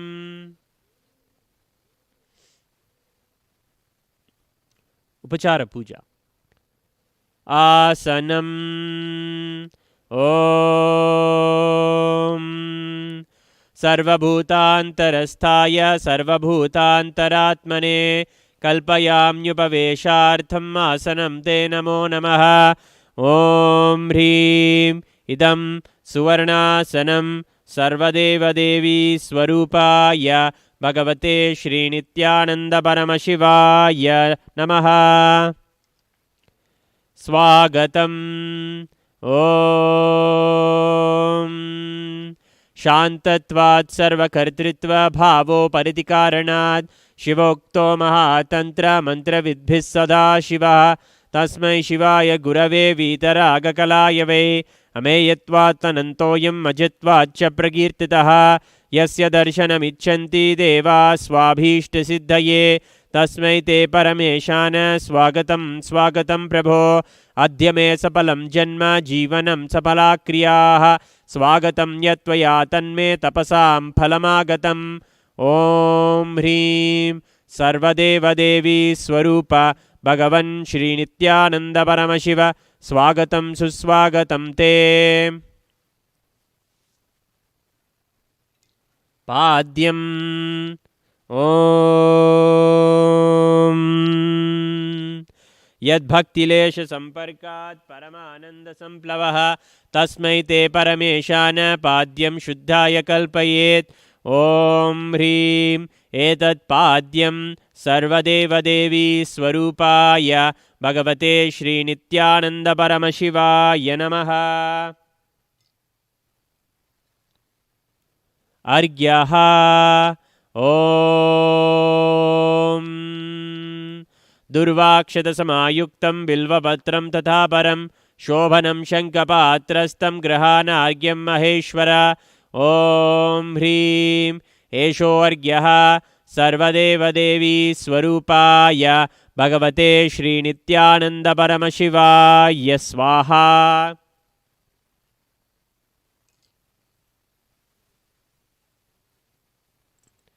आचमनीयम् ॐ मन्दाकिन्यास्तु यद्वारी सर्वपापहरं शुभं ग्रहाणाचमनीयं त्वं मया भक्त्या निवेदितं ॐ ह्रीं इदम् आचमनीयोदकं सर्वदेवदेवी स्वरूपाय भगवते श्रीनित्यानन्दपरमशिवाय स्वधा। मधुपर्कः ॐ सर्वकल्मषनाशाय परिपूर्णसुधात्मकं मधुपर्कमिमं देव कल्पयामि प्रसीद मे ॐ ह्रीं एष मधुपर्कः सर्वदेवदेवी स्वरूपाय भगवते श्रीनित्यानन्दपरमशिवाय स्वधा। गन्धतैलम् ॐ स्नेहं ग्रहाण स्नेहेन लोकानामितकारक सर्वलोकेषु शुद्धस्त्वं ददामि स्नेहमुत्तमम् ॐ ह्रीं इदं गन्धतैलं सर्वदेवदेवी स्वरूपाय भगवते श्रीनित्यानन्दपरमशिवाय निवेदयामि। स्नानीयम् ॐ इदं सुशीतलं वारी स्वच्छं शुद्धं मनोहरं स्थानार्थं ते मया भक्त्या कल्पितं प्रतिगृह्यताम् ॐ ह्रीं इदं स्नानीयोदकं सर्वदेवदेवी स्वरूपाय भगवते श्रीनित्यानन्दपरमशिवाय निवेदयामि।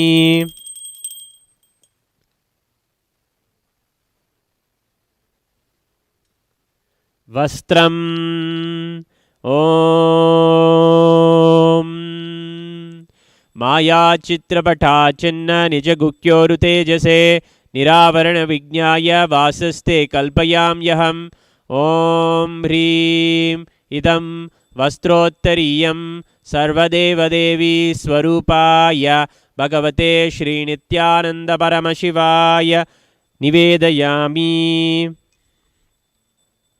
आभरणम् ॐ स्वभावसुन्दराङ्गाय नानाशक्त्याश्रयाय ते सुवर्णं भूषणं दुभ्यं कल्पयामि प्रसीद मे ॐ ह्रीं इदं सुवर्णाभरणं सर्वदेवदेवी स्वरूपाय भगवते श्रीनित्यानन्दपरमशिवाय निवेदयामि। गन्धः ॐ शरीरं तेन जानामि चेष्टां नैव च मया निवेदितान् गन्धान् प्रतिगृह्य विलिप्यताम् ॐ ह्रीं एषद्गन्धः सर्वदेवदेवी स्वरूपाय भगवते श्रीनित्यानन्दपरमशिवाय नमः। पुष्पम् ॐ तुरीयवनसम्पन्नं नानागुणमनोहरम् आनन्दसौरभं पुष्पं गृह्यतामिदमुत्तमम् ॐ ह्रीं एतानि सचन्दनपुष्पाणि सर्वदेवदेवी स्वरूपाय भगवते श्रीनित्यानन्दपरमशिवाय वौषट्। बिल्वपत्रम् ॐ अमृतोद्भवं श्रीवृक्षं शङ्करस्य सदा प्रियं बिल्वपत्रं प्रयच्छामि पवित्रं ते सुरेश्वर ॐ ह्रीं एतानि सचन्दनबिल्वपत्राणि सर्वदेवदेवी स्वरूपाय भगवते श्रीनित्यानन्दपरमशिवाय वौषट् तुलसीपत्रम् ॐ नमस्ते बहुरूपाय वरदमूर्तये परमात्मने स्वाहा ॐ ह्रीं इदं सचन्दनतुलसीपत्रं सर्वदेवदेवी स्वरूपाय भगवते श्रीनित्यानन्दपरमशिवाय नमः।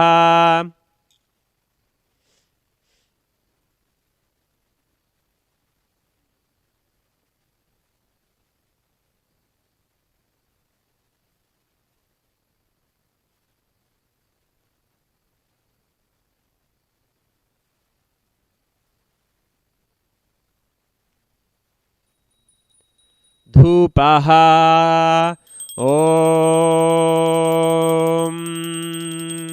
वनस्पतिरसो दिव्यो गन्धाद्यस्सु मनोहरः आग्रेयः सर्वदेवानां धूपोऽयं प्रतिगृह्यताम् ॐ ह्रीं एष धूपः सर्वदेवदेवी स्वरूपाय भगवते श्रीनित्यानन्दपरमशिवाय नमः।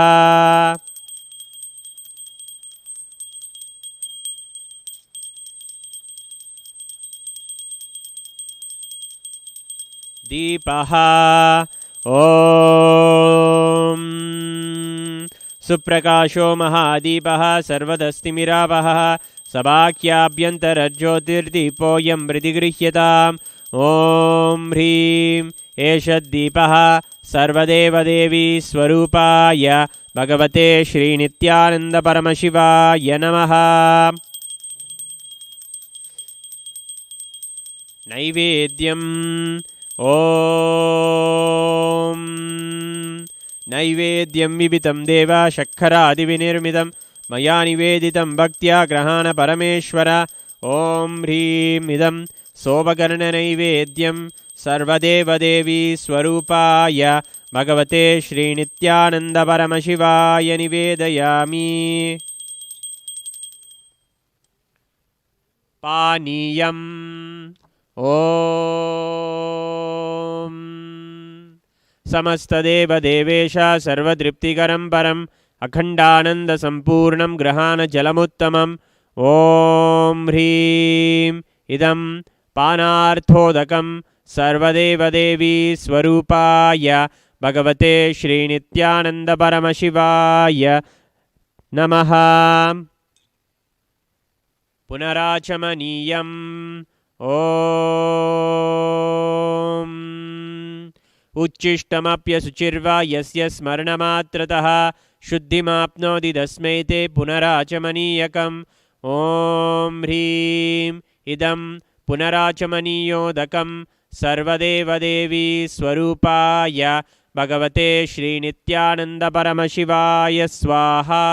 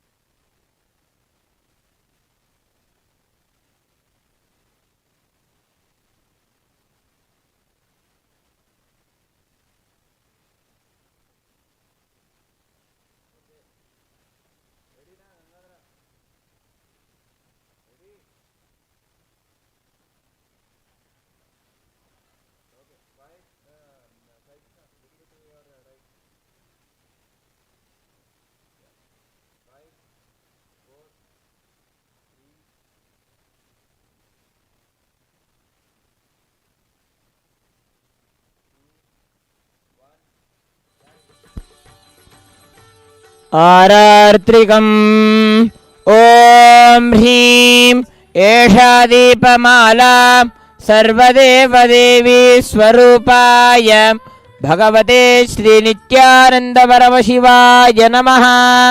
ॐ राजाधिराजाय प्रसह्य साहिने नमो वयं वै श्रवणाय कुर्महे समे कामाय मह्यं कामेश्वरो वै श्रवणो दधातु कुबेराय वै श्रवणाय महाराजाय नमः। कर्पूरगौरं करुणावतारं संसारसारं भुजगेन्द्रहारं सदा वसन्तं हृदयारविन्दे भवं भवानी सहितं नमामि भवं भवानी सहितं नमामि भवं भवानी सहितं नमामि।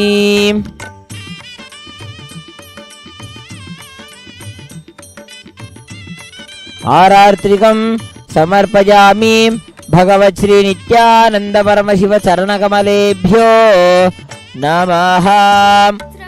पुष्पाञ्जलिः। गुरुर्ब्रह्मा गुरुर्विष्णुः गुरुर्देवो महेश्वरः गुरुः साक्षात् परं ब्रह्म तस्मै श्री गुरवे नमः। अखण्डमण्डलाकारं व्याप्तं येन चराचरं तत्पदं दर्शितं येन तस्मै श्री गुरवे नमः। अज्ञानतिमिरान्धस्य ज्ञानाञ्जनशलाकया चक्षुरोन्मीलितं येन तस्मै श्री गुरवे नमः। अनेकजन्म सम्प्राप्त कर्मबन्धविदाहिने आत्मज्ञानप्रदान्येन तस्मै श्री गुरवे नमः। मन्नाथ श्री जगन्नाथ मद्गुरु श्री जगद्गुरुः मम आत्मा सर्वभूतात्मा तस्मै श्री गुरवे नमः। ईश्वरो गुरुरात्मेति मूर्तिभेद विभागिने व्योमवद्व्याप्तदेहाय दक्षिणामूर्तये नमः। नित्यानन्दं परमसुखदं केवलं ज्ञानमूर्तिं द्वन्द्वातीतं गगनसदृशं तत्त्वमस्यादिलक्ष्यम् एकं नित्यं विमलमचलं सर्वधी साक्षिभूतं भावातीतं त्रिगुणरहितं सद्गुरुं तं नमामि। पुष्पाञ्जलिं समर्पयामि भगवत् श्री नित्यानंद परमशिव चरणकमलेभ्यो नमः। ॐ नित्यानन्दम्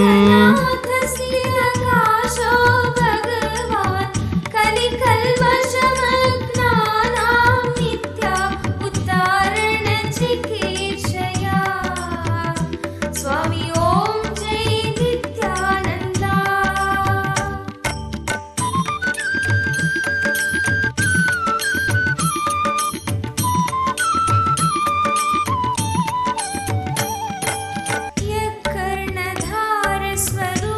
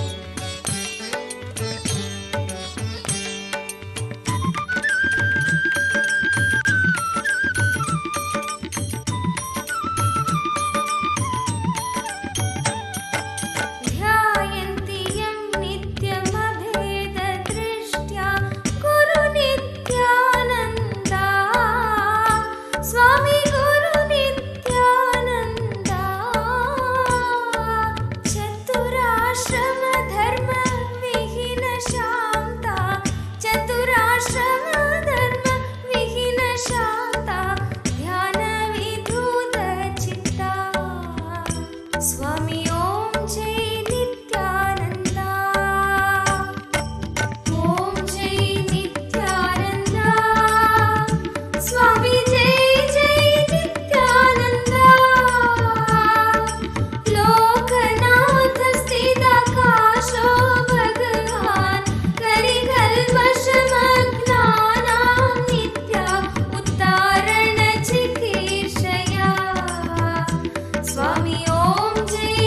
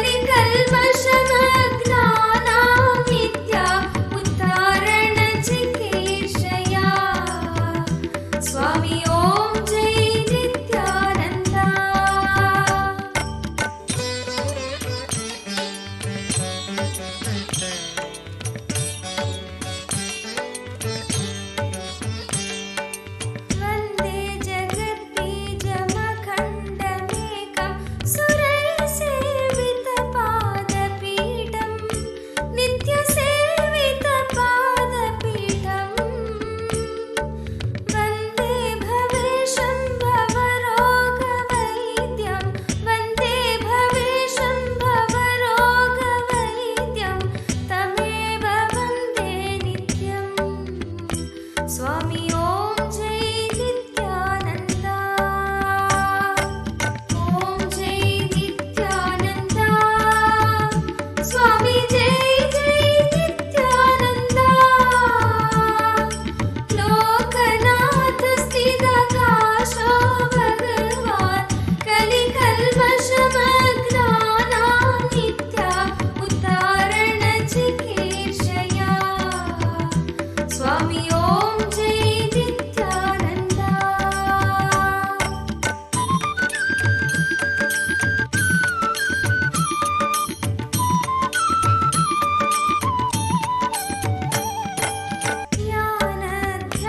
ज्ञानध्यानतृप्ताय नित्या ज्ञानध्यानदायिने नित्यज्ञानध्यानदायिने आत्मसंस्थाय सत्ताय नित्या आत्मसंस्थाय सत्ताय नित्या शरणगुणशालिने स्वामी ॐ जय नित्यानन्दा ॐ जय नित्यानन्दा स्वामी जय जय नित्यानन्दा लोकनाथ स्थितकाशो भगवान् कलिकल्मषमग्नानां नित्या उद्धारणचिकीर्षया स्वामी ॐ जय नित्यानन्दा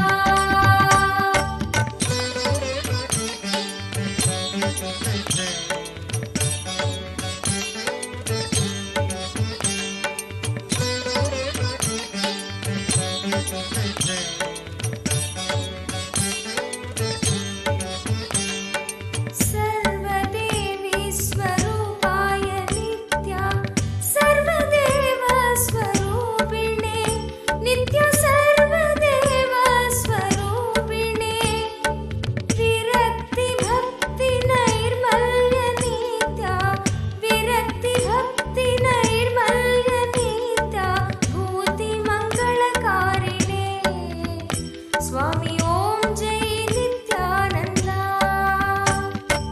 ॐ जय नित्यानन्दा स्वामी जय जय नित्यानन्दा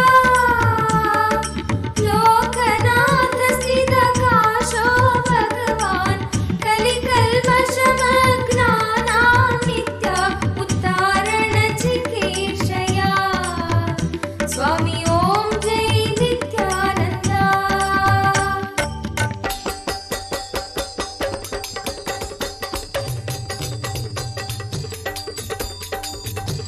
ॐ जय नित्यानन्दा स्वामी जय जय नित्यानन्दा लोकनाथ स्थितकाशो भगवान् कलिकल्मषमग्नानां नित्या उद्धारणचिकीर्षया स्वामी ॐ जय नित्यानन्दा ॐ जय नित्यानन्दा स्वामी जय जय नित्यानन्दा लोकनाथ स्थितकाशो भगवान् कलिकल्मषमग्नानां नित्या उद्धारणचिकीर्षया स्वामी ॐ जय Nityananda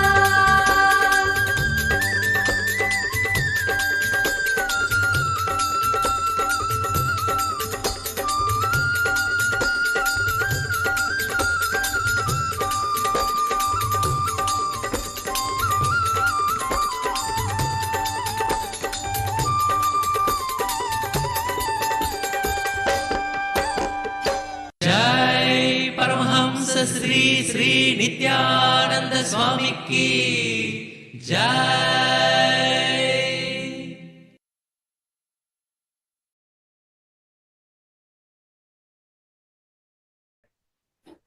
Nityanandam. So we just went through a wonderful segment on puja to the feet of the Guru, the Pratyaksha Pada Puja. Now we'll be moving further in the introduction in the lifestyle of Kailasa. Today's topic is why we Hindus are the most successful people. We Hindus are most successful for a reason. Today we'll be singing the Falashruti, narrating the utility value of Hinduism. Now, before we start, let us look at back in history how Hinduism has been one of the most contributing tradition, how the Hindu nations have been one of the most contributing nations to the human civilization. We'll look at various contributions of Hinduism in various fields, such as spirituality and science of living enlightenment. Hinduism, as revealed in the Veda Agamas, offers mankind a perfected science of attaining the state, space, and powers of Paramashiva. The open architecture framework of Hinduism reveals the core truths of the self, universe, and divine. It empowers every individual to have the freedom to customize their own personalized God, personalized lifestyle, and personalized spiritual practice as per their needs and disposition. Not just the expansion of the inner space and enlightenment, material abundance without exploitation. Hindu economic policy resulted in Bharat and 56 Hindu nations becoming the world's wealthiest country. Prior to colonial invasion, the Hindu nation represented a whopping 25% of the global GDP. If we include civilizations, the other indigenous civilization, dharmic civilization that emulated the Hindu economic principles, the number jumps to 60%. Material abundance was the lifestyle of all Hindus, and fundamental needs such as food, education, and healthcare were offered to all citizens free of charge as a basic right. We'll be looking more at the economic aspects shortly. Moving on to the contribution of Hinduism in governance. Hinduism established a decentralized republican system of governance that emphasized democratic principles and self-rule at the local village level. Those at the governance layers were held accountable to a constitution, a code of universal principles of human rights, and proper governance as aligned to Dharma Shastras. Technology. Hindu philosophers were the first to discover the binary number system, algorithms, and the Nyaya system of logic, which was a major influence on George Boole and Charles Babbage, the founders of modern computer science. Hinduism is responsible for the world's first holistic plant-based system of medicine, Ayurveda. The ancient Hindu civilization also had a detailed knowledge of anatomy, embryology, digestion, metabolism, physiology, genetics, immunity, anesthesia, and cosmetic surgery.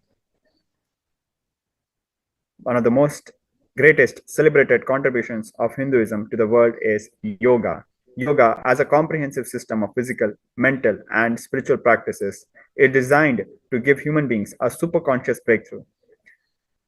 Practices like asana, pranayama, japa, and dharana tune the body to the space of oneness or union with Paramashiva. In mathematics, the Hindu civilization innovated the modern numeral and decimal system, the concept of zero, arithmetic, trigonometry, algebra, combinatorics, the basic elements of calculus, and accurately calculating the value of pi. The Hindu Rishi, the Hindu sages, conceived of the atom, the laws of motion, and quantum superposition thousands of years ago, in addition to accurately calculating the speed of light. In the field of astronomy, Hindu civilization developed an elaborate understanding of astronomy, including a heliocentric model for the solar system millennia before Galileo. It also developed a theory of gravity, accurately calculated the Earth's orbit around the Sun, and created precise star-planet charts thousands of years before European astronomers. Hindu civilization built elaborate, highly durable structures that exhibit fractal geometry, well-planned cities with complex drainage systems, and huge rock-cut temples carved from a single stone. The Hindu culture recognized 64 traditional arts, including dance, painting, singing, instrumental music, sculpture, and many other forms of expression. Each art form embodied aesthetic beauty while conveying deep spiritual truths and motives. In the field of linguistics, Sanskrit, which is the world's oldest yet most advanced language. Sanskrit has a vast vocabulary and adaptable grammar so that words can express any nuance of an idea. Sanskrit possesses technical and philosophical terms unknown in any other language. Modern Indian scholars of Sanskrit note that many of the new concepts of nuclear physics or modern psychology are easy for them to grasp since they correspond directly to familiar notions of Sanskrit terminology. In the field of literature, Hindu literature consist of innumerable rich and diverse textual sources that cover all facets of human condition, including the world's longest and oldest works of epic poetry, the Mahabharata and Ramayana. Now, let us hear directly from the Supreme Pontiff of Hinduism why Hindus are some of the most successful people on the planet Earth. We just went through the past. Now, let us look into the contemporary time. And before we jump into that, let us hear directly from our beloved Guru, Swamiji, the Supreme Pontiff of Hinduism, Jagat Guru Mahasanidhanam, His Divine Holiness, Bhagwan Shri Nityananda Parameshwaram, regarding the Falashruti of Hinduism, singing, praising, narrating the utility value of Hinduism. In your temples and your organizations, let's convince the youth the utility value of Hindu identity. That's the first step. Second step, we need to tell them all their problems of life. Hinduism has the ultimate right solution. Understand? The Hindu spiritual principles like reincarnation, karma, higher worlds, the higher lokas, enlightenment, liberation, moksha, self-realization, pratyagatma chaitanya jakrata, and paramatma. All these principles are part of the functional life solution system. Please understand, they are not theories. If you understand about the higher worlds, your life in this world will be focused. If you understand about karma, you will take responsibility for your life. If you understand about moksha, you will feel liberated in this world while you are alive. If you know about mukti, you will enjoy Jivan Mukti. We need to make next generation understand Hinduism is guaranteed solutions. Hinduism is all about giving you solutions for every problem you face. Whether gun violence or climate crisis, or you are not able to do your studies well, you are not able to attract wealth, you are not able to be stable in your relationship or career, anything. Hinduism is workable solution. It's a workable model. We need to tell, we need to make our next generation understand Hinduism as solution for all problems. Actually, I have written a commentary on Bhagavad Gita on this focused on the youth, making Hindu youth understand whether our Varnashrama Dharma system or Manudharma Shastra, Vedas and Agamas, all these are workable model. I wanted to tell you all, I made Bhagavad Gita as the preamble of Constitution of Kailasa, the only Hindu nation we have. I want all of you to know that we have a sovereign land also. I have not opened it to public for few reasons, but we do have a sovereign land, and I am establishing The Manudharma Shastra is workable jurisprudence. The Varnashrama Dharma system is a workable community setup. Unfortunately, last 100 years, even we Hindus have started believing Varnashrama Dharma is wrong. No. Varnashrama Dharma is not only workable, it's a best community model. I'm establishing it. I'm establishing it as living, workable model. So I'll open it to you all soon.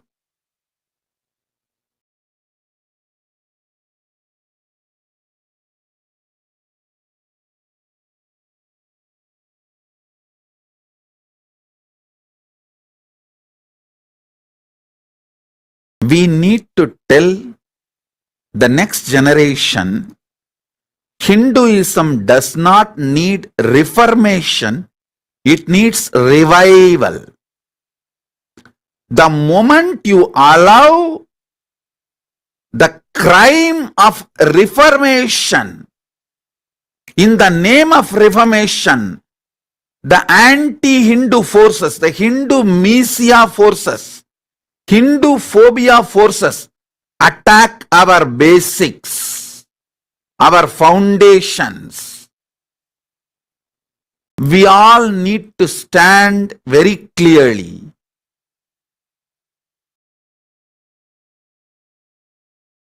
In your temples,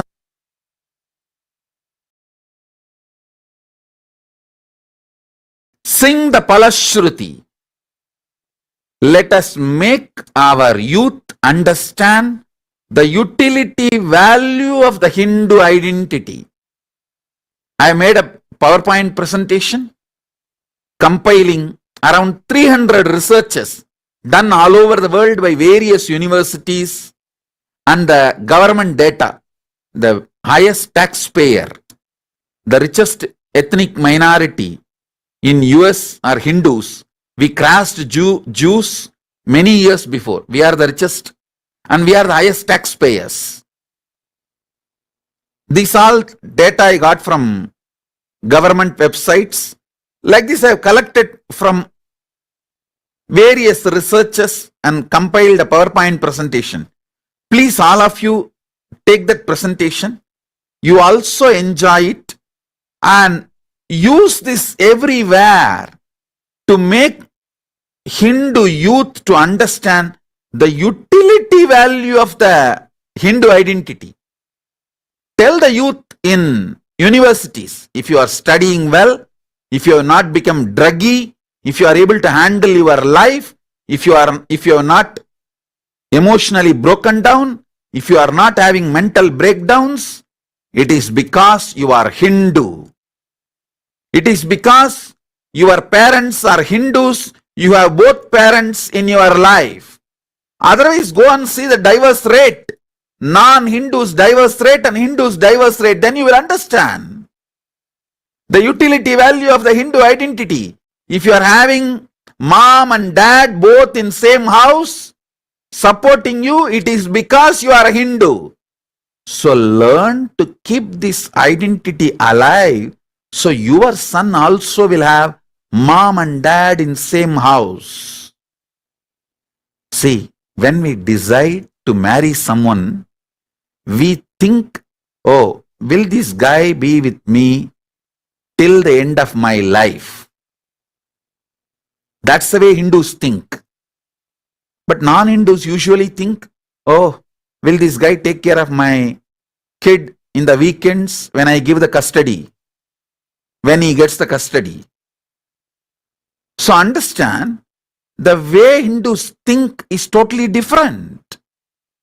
So you need to tell the next generation. When you go to the universities, the Hindu students, forums, everywhere, tell them the utility value of Hindu identity. Sing the Palashruti. Once they are convinced about the utility value of the Hindu identity, next, give them the truth, Hinduism as solution for all problems. All the sufferings of Hindus is not because they follow Hinduism, it is because they missed following Hinduism in many planes. Wherever we missed following Hinduism, we have problem. Wherever we followed Hinduism, we won the life. Let us tell the next generation Hinduism as solution for every problem. Whether you feel hot in the body, the climate crisis in your body, or the climate crisis of the planet Earth. The climate crisis of Pindanda or the climate crisis of Brahmanda, your fever or the climate crisis of the planet Earth. For everything, Hinduism has solution. Let's present the intellectual side of Hinduism. Hinduism is more scientific than any modern day science.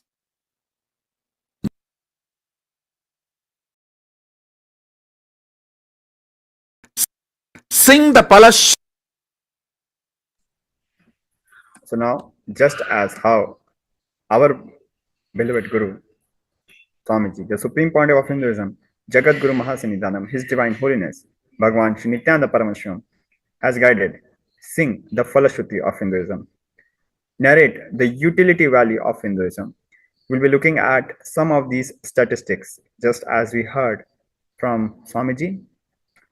Reports of various governments and research organizations have shown that throughout the world, the crime rate is least in Hindu communities. For any given population, the number of people that resort to crime is least amongst Hindus. This pattern is global and has been statistically validated in various countries such as US, UK, India, Australia, South Africa, and several other countries. Now let us look at some of these statistics compiled from various government and research organizations' data.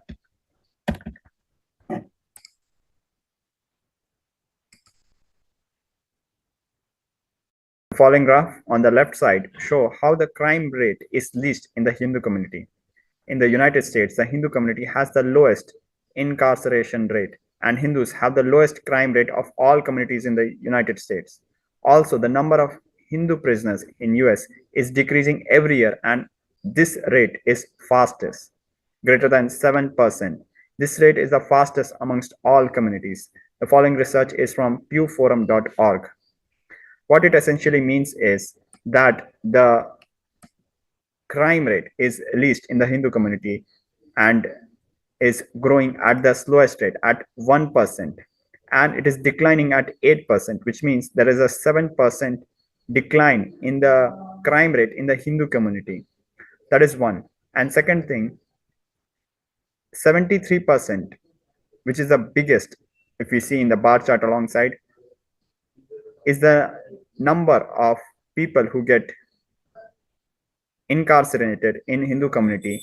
This number is staying same at the maximum of all communities, as we can see listed from top to bottom. And for the Hindu community, it is declining at this rate of 7%, which is the highest amongst all communities. No wonder Hinduism has the least number of extremists and terrorists. Since the 9/11 terrorist attack, religious extremism has been a topic of high public interest in the United States. Some experts specifically raised the concern that prisons could be a breeding ground for homegrown terrorists and suggested that prison chaplains and other prison administrators monitor religious activity more closely. So in a research on 22nd March 2012, the Pew Research Center carried a 50-state survey of US prisons. It found that Hindus had the least religious extremist ideas amongst all prisoners in the United States.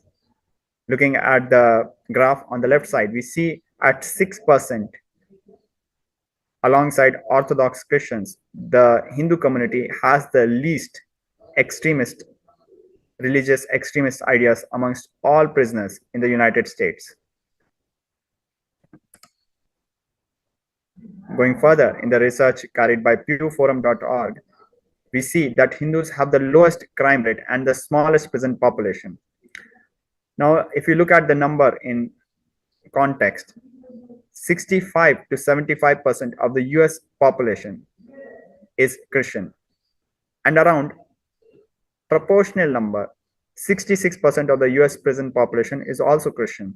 So if we see one side, the population of the Christian community in US is around 70% in the whole country, and also the prison population, the population of the Christian community in the prison is also proportionate at 66%. Now, however, let us look at the Hindu community. 2% of the US population are Hindus, but the population of Hindus in the prison is much less than 2%. Hindus are less than 0.2% of the prison population, which means the crime rate in the Hindus is 1/10 compared to others. So not just in absolute numbers that the Hindus have the lowest prison population, we have the lowest crime rate at almost 1/10 compared to other communities.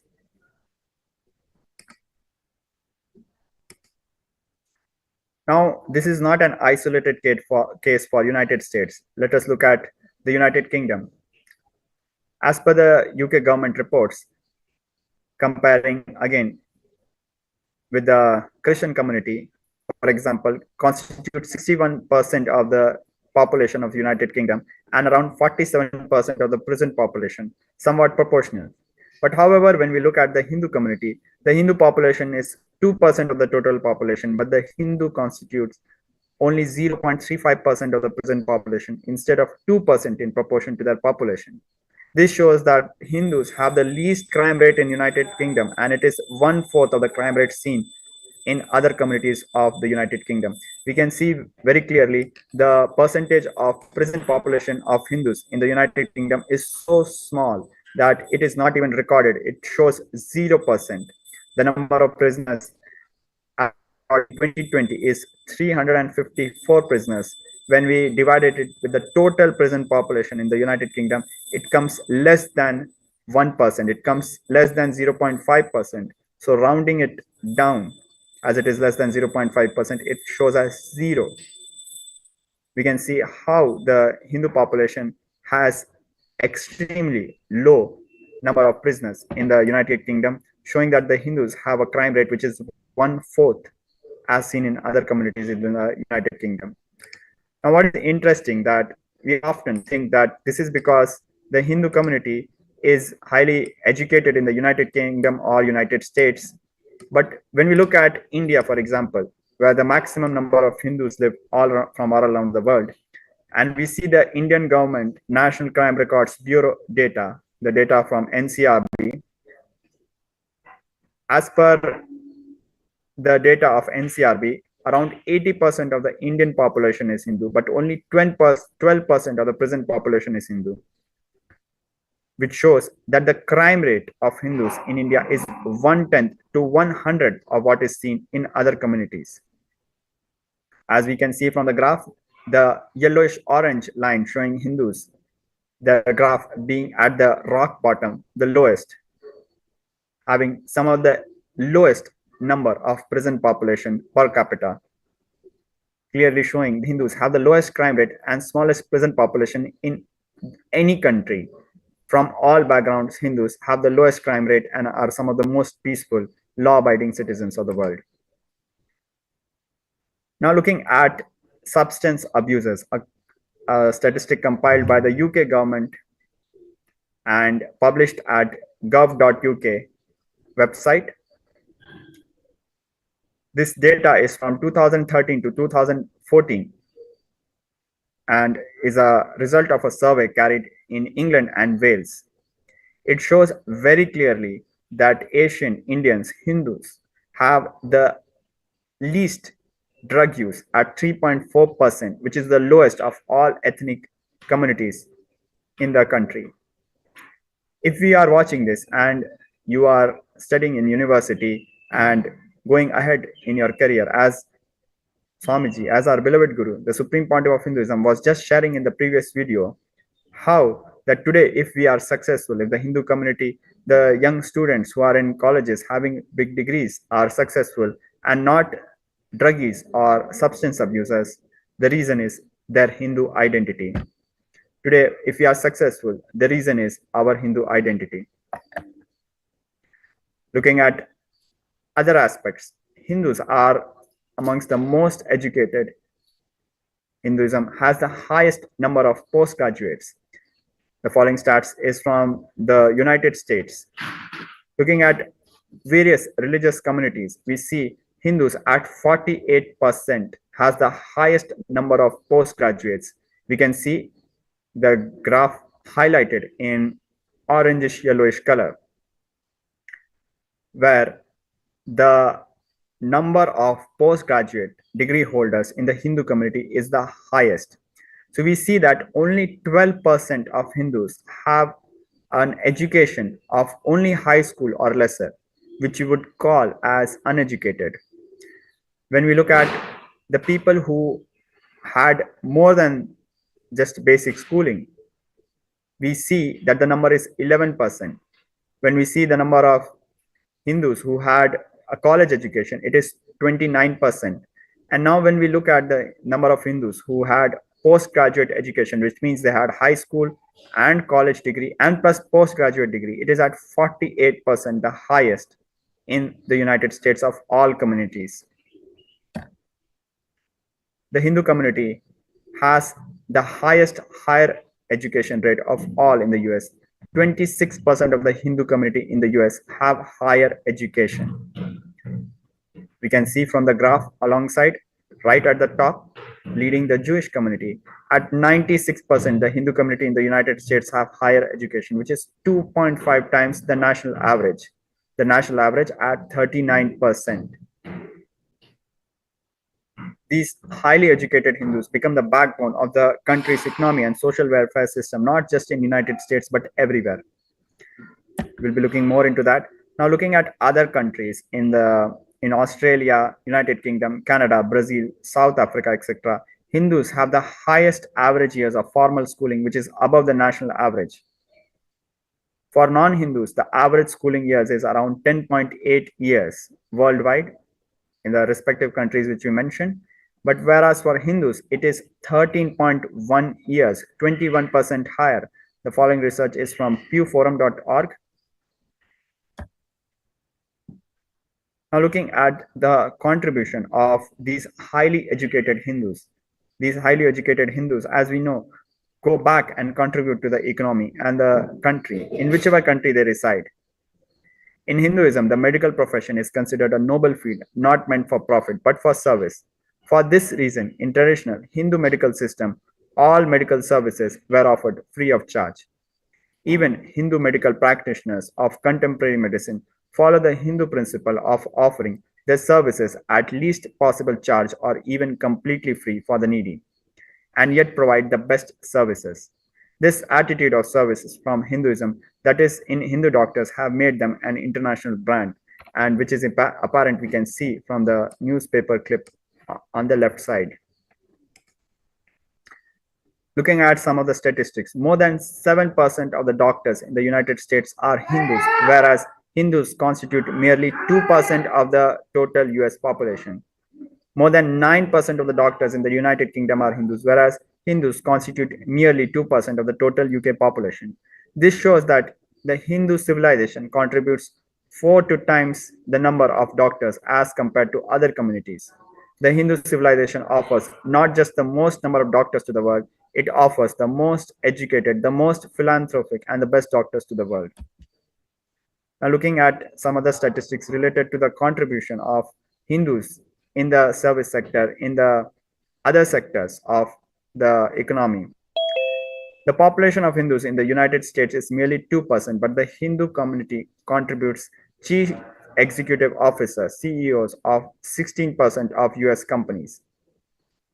You can see how, although Hindus constitute only 2% of the population of the United States, it contributes 16% of all CEOs of US companies, just behind the American ethnic community.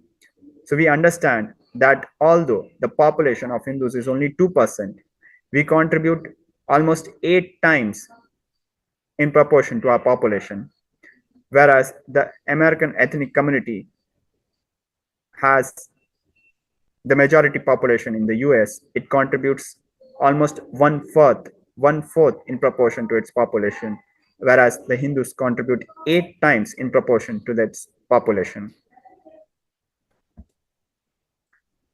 Now, after earning all the money that these highly educated Hindus earn, Hindus are amongst the highest taxpayers and income group in the United States. The following research is from pureforum.org.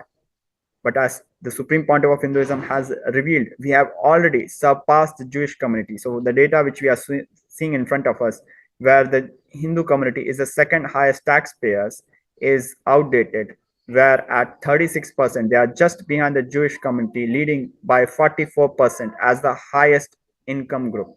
Now, as per the recent statistics, the Hindus have surpassed the Jewish community, leading as the highest taxpayer and income group in the United States. However, the following graph has a utility value as it's showing the comparative compared with other groups, other religious groups, how they are contributing to the economy. Now, looking at other aspects, the Hindu community has the least diverse rate of all communities in the United States. As we can see from the graph in front of us, Hindus have a diverse rate of 5%, which is the lowest, absolutely rock bottom amongst all communities in the United States. We see that the Hindus are at the lowest at 5%, and we see the other communities such as Catholics, Protestants, non-religious groups, Orthodox Christians, the Jewish, the Buddhist, all in almost 2-digit diverse rate, whereas Hindus have a diverse rate of 5%, the lowest. If today any young person, a young student in studying in any of the universities in the US, is thinking why he's ahead of other students in the college, why he has a higher education, why he is not a druggie, why he has the support of both his parents, why he is so successful, why his parents have some of the highest contribution to the tax, why they have one of the highest incomes in the country. The reason is the Hindu identity. This is the utility value of the Hindu identity. As our beloved Guru, the Supreme Pontiff of Hinduism, was revealing that in Hinduism, the attitude of marriage is such that we think whether the person will be with us till the end of the life, versus how unfortunately it has become in the modern day, where we think whether this person is going to take care of my child during the weekend when I give him the custody, where divorce is already thought before marriage. With this understanding, we must understand how the Hindu identity has such a phenomenal utility value. In the past, divorce was unimaginable. Today, we are studying the divorce rate of various communities. In Hinduism, there is no word for divorce. For more than one birth, that is how it is envisioned in Hinduism, people stay together. For multiple births, it is envisioned. For almost 7 births together, a couple envisions living together.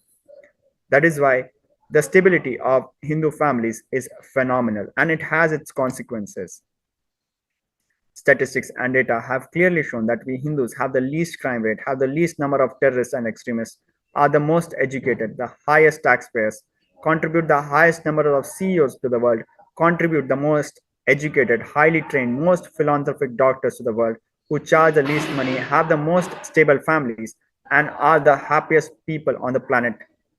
Hindus do not terrorize, Hindus do not colonize, Hindus do not convert. Hindus only work hard, contribute, and live blissfully.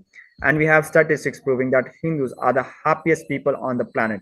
A study by the Office of National Statistics (ONS) done in the United Kingdom has found that people belonging to the Hindu community are the happiest people in the country.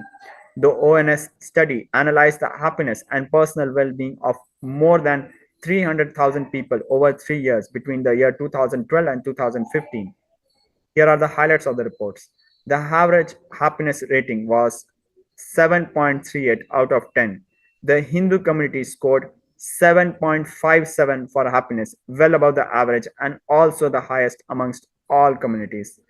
So it is official. Hindus are some of the happiest people on the planet Earth.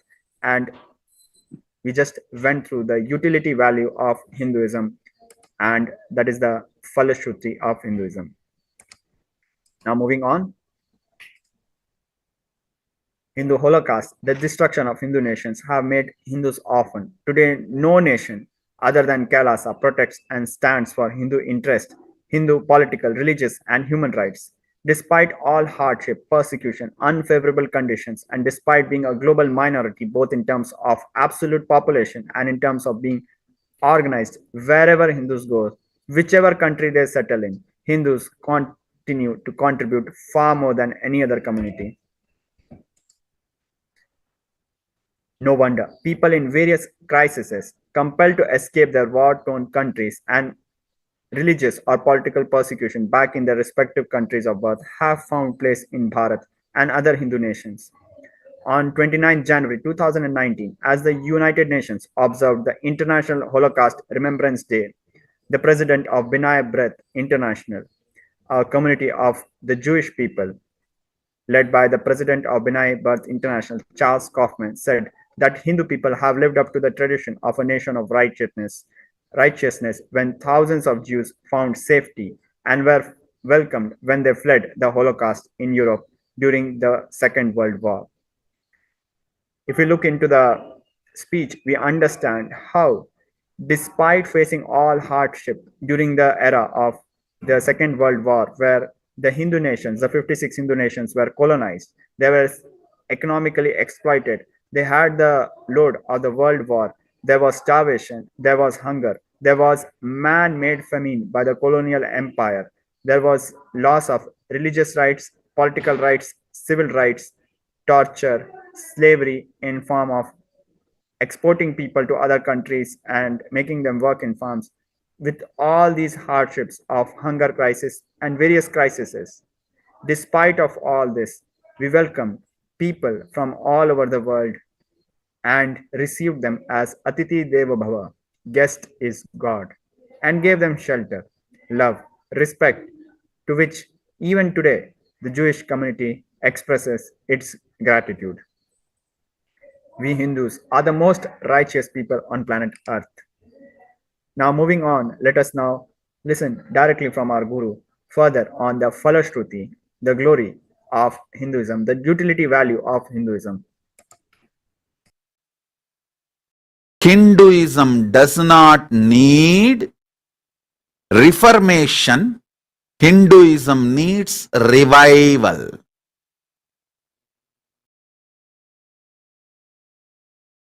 Next important truth I wanted to present it here.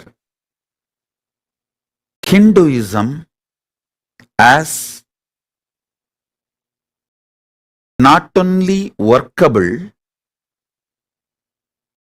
I should say ultimate solutions for the life, because Hinduism looks at the life as larger than your one body's longevity.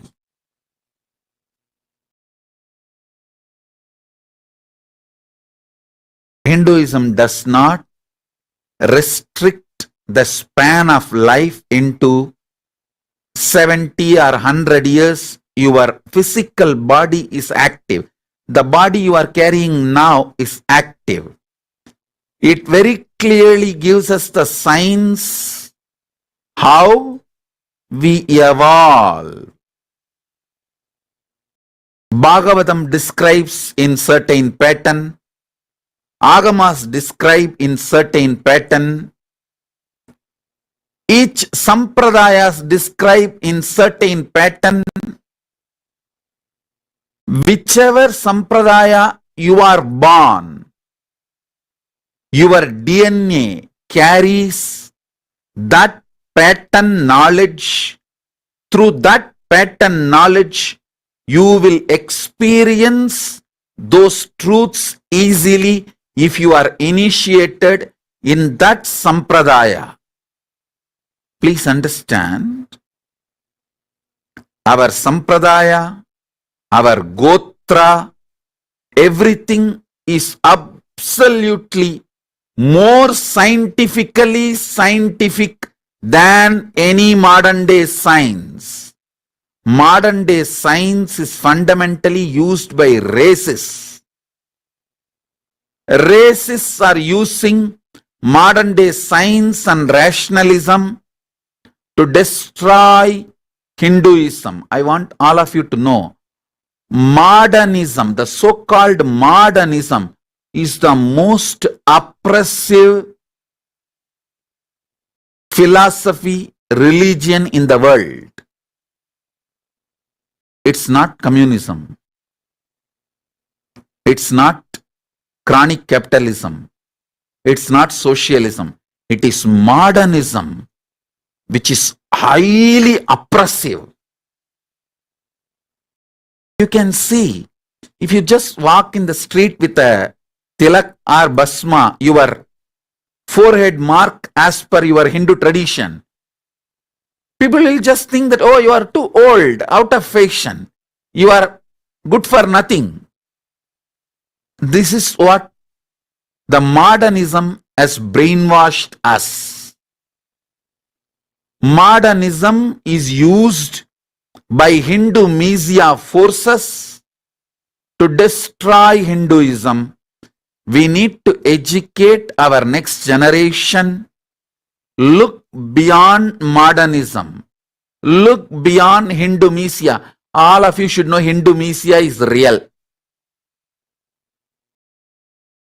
Actually, I tell you, before being beaten left, right, center, black and blue, even I did not believe Hindu media is real. Hindu phobia is real. Only after being beaten left, right, center, I woke up to the truth. Hindu phobia is real. Hindu media is real. We need to tell the next generation, Hindu youth, Hindu media is real. Hindu phobia is real. And finally, we need to give the glimpse of Hinduism experientially to our next generation. Multiple times people ask me, Swamiji, in US itself I was asked, wherever I go, Swamiji, we are all struggling to get youth to our temples, but your temple is filled with youngsters. Why? Every time you come and do program, your programs are filled with youngsters. I tell you, the secret is making Hinduism as experience. See, Vedas, Agamas, Upanishads, Puranas, a long list of scriptures. Shruti, Smriti, first Veda, Upaveda, Veda Anga, Vedanta, Agama, Upa-agama,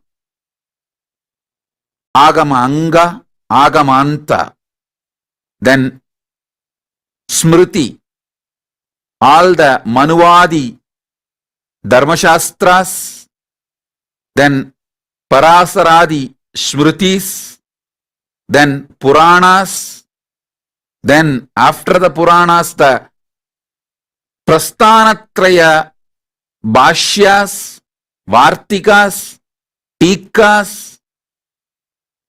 Tika means commentary on commentary.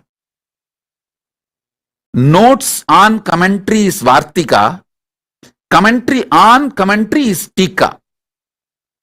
Bhashya, Vartika, Tika, such large amount of scriptures. We need to make our next generation taste Hinduism experientially. These extraordinary powers, enlightenment described in our Shastras, whether darshan of the gods or the manifestation of the powers from the Advaitic experience, Yoga Siddhis or Advaita Shaktis, we need to make next generation experience it. When they experience naturally, they are convinced that Hinduism need to be protected, preserved, promoted, kept alive, not in museum, but as a living life, living organism. See, the next generation, if we convince the next generation Hinduism is real, experientially, they will be not only ready to stand as a leader for Hinduism, they will give their life for Hinduism.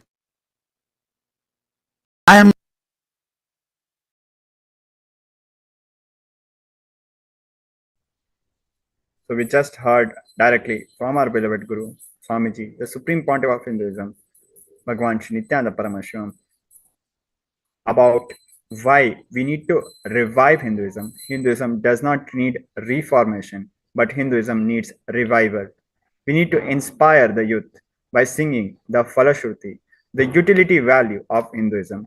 We just went through all of it, and moving forward to the next segment, we'll be having very special guests joining us and sharing on this topic on the utility value of Hinduism, how they benefited from Hinduism, how Hinduism is one-stop solution for all needs of humanity, just as how Swamiji revealed, right from the increase in temperature of our body to the solutions of increase in temperature in the planet Earth, from the change and effects of climate on our body to the effect of climate change on the planet Earth itself.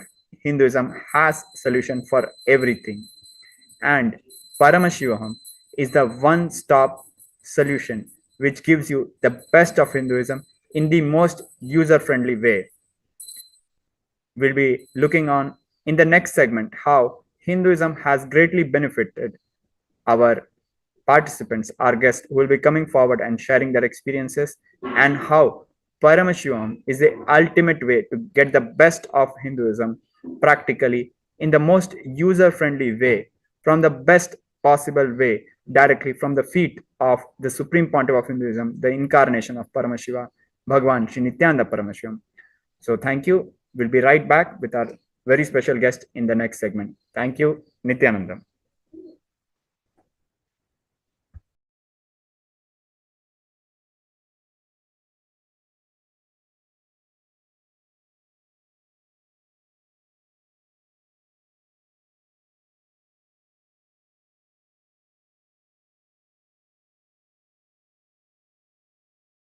Nityanandam, yes. So let us understand more about the utility value, the blessings of the great Vedic tradition, the Sanatana Hindu Dharma. So the revival of Kailasa, the ancient enlightenment Hindu civilizational nation. This is what is one of the many gifts given by the incarnation, Jagat Guru Mahasanidanam, the Supreme Pontiff of Hinduism, His Divine Holiness, Bhagavan Sri Nityananda Paramashivam. So many blessings Swamiji is giving and sharing upon us. And not only the superconscious breakthrough as a gift to humanity, but actually extremely practical, the most practical and utilitarian solutions for the humanity. As Swamiji just shared in the previous satsang clipping, that the Sanatana Hindu Dharma has addressed all the needs of humanity already, and it's already been proven and manifested. And as Shabeshwara Maharaj was also sharing about, what is the need for the next generations to adopt the solutions given by the Enlightenment civilization. And so many different aspects here. Solutions given for every aspect of life. So in Sanatana Hindu Dharma, we're not stuck with saying, if there's some kind of a problem, then let me put a Band-Aid on it for some time and then just sort of, suffer through the pain and pretend that it's not really there.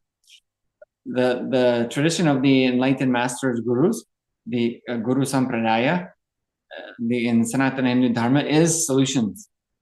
And as Swamiji reveals and shares, if there is a problem in your life, cut straight to the source and get the solution.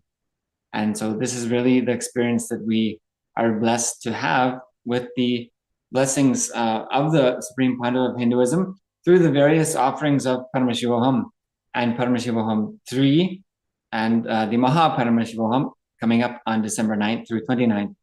So just before we start to discuss more some of the benefits of what is this superconscious breakthrough, what is the superconscious breakthrough and the initiation, the superconscious mutation. What is this gift that is coming from Sanatana Hindu Dharma and brought to life by the Supreme Pandava of Hinduism?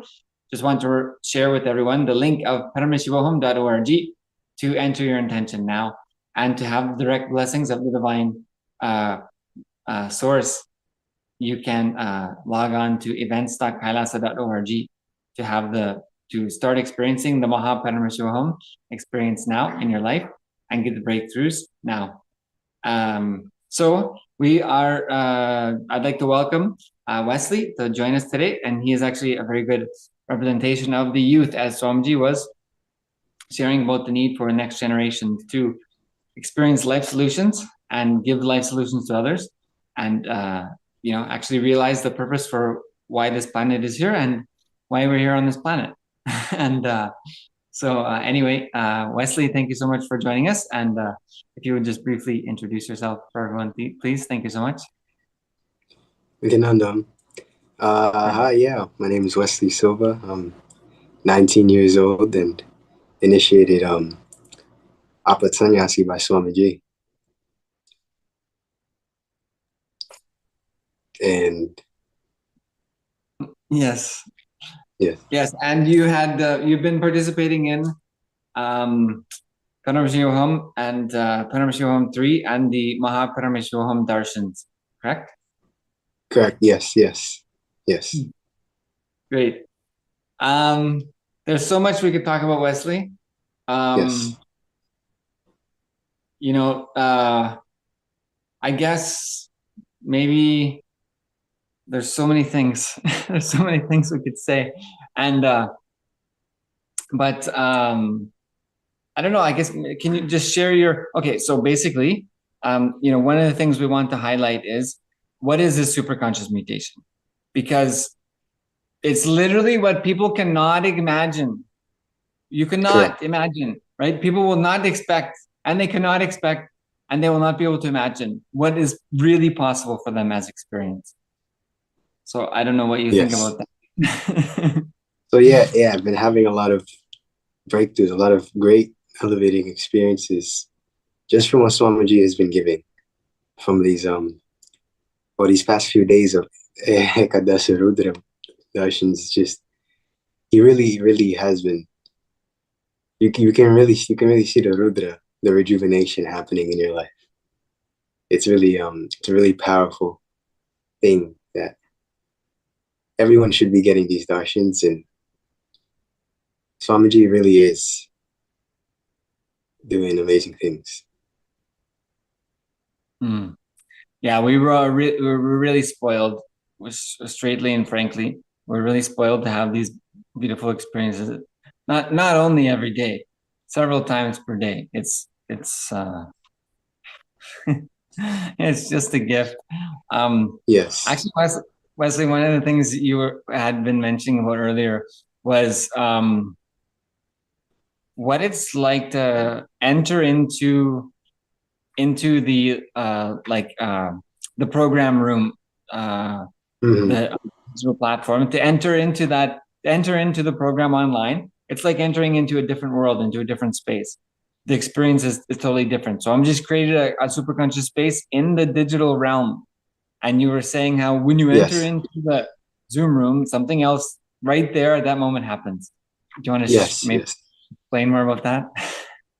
Okay, so it's really heavy. You can feel his presence. So once I personally enter into the Zoom room, once you enter into the Zoom room, you sit down and you turn on the camera, you be there on the camera, just sitting, what, just even if it's just the Acharya speaking, you just start, you can feel a shift in energy inside the space, literally also in the space around you. Also, I can also feel this in the space around me. The air feels different. Literally, the air feels different. And the air that you start calming down inside the body. And the satsang, Swamiji, inside the program, there's been satsang Swamiji has been introducing to us. And they just, the energy you feel, the powerfulness, the clicks you get are multiplied to the highest levels than if you were to watch the satsangs alone at any time. It's like it gets right deep and it just becomes your very life, the clicks that happen. Even if it's just 30-second clips, they just boom, and it's your life. It's so deep the way they get inserted into you. It's really amazing. And it's like you'd be having a problem. You'd be struggling with a problem. And any one word from just sitting there in that room, anyone, it's just Swamiji would just, he'd say one sentence and that whole problem would just be forgotten about. And that's it, like forever. The next day, the day after, it's just forgotten about. And you just feel so powerful about yourself. It's just, and it manifests in the outside too. Like with the people around me, the relationships, the way they treat me, the way I treat them, the way even new situations have been manifesting, and the way people see me and the way I feel as myself is way high. It's way elevated. And this is just from these past, how many days have we been being blessed with these Rudra Darshans? 2 or 3 days? Just these past few days. But yeah. But you mentioned about just sitting in a Zoom. Yeah, just getting there and sitting in the Zoom rooms, just sitting in front of the camera. Your Kundalini is awakened. That's all. Third eye starts activating, body starts aligning itself, and you start sitting straight, comfortably. It's really great.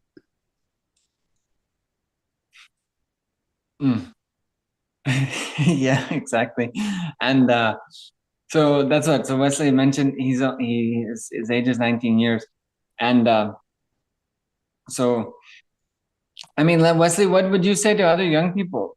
What do you feel is like the benefit impact? Because as Swamiji was saying, right, like if you know, if you go out with vibhuti and kumkum, then you're seen as like outdated. But actually, this is actually the royal science. Actually, it's making the people see. Actually, if you see in the modern day, people colors of clothes people are wearing is black and gray, and from head to toe, there's shoes, socks, pants, the shirts, jackets, and hats will all be black. You'll see, you know, if you look in a crowd of people, you'll see so many people wearing only black. And so then when you see the Hindus, the Acharyas, the Balasans, literally dressed like divinity, like divine beings. Yes. So right, so it means like Swamiji said, if you feel yourself as the body, you'll always have suffering.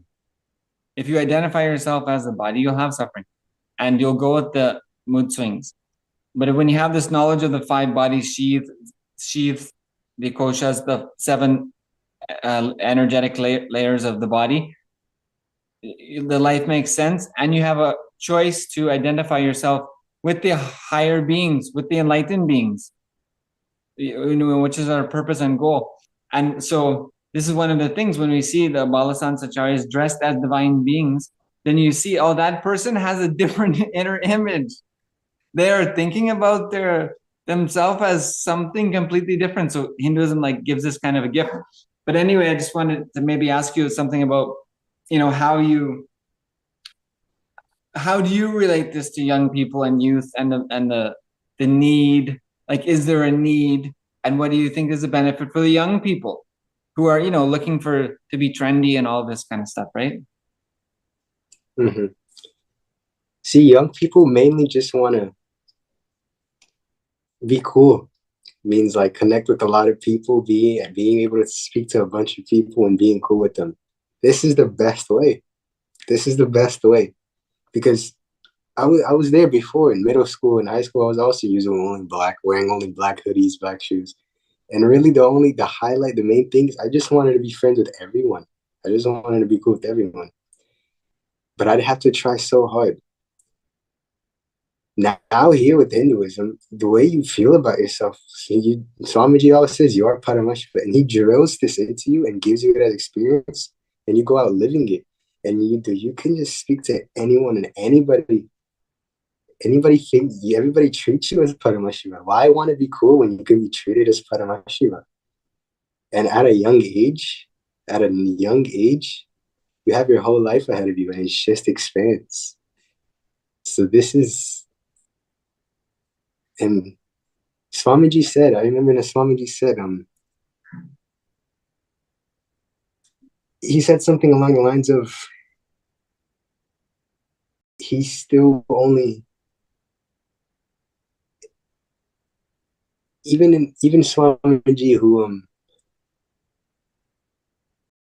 he still hasn't dove into all of Hinduism. Even he still hasn't dove into all of Hinduism. Just a little bit he's been. So meaning there's a lot more. There's so much in Hinduism. So it's just for youth. It's just it's liberating. It's like it'll liberate. You don't have to change anything of yourself.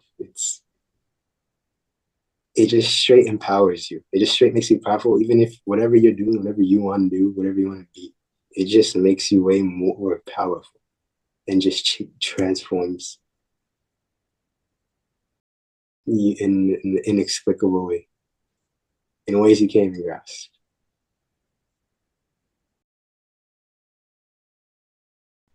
It makes you infinity. Yeah, it's it's really the experience of, hey, I am consciousness.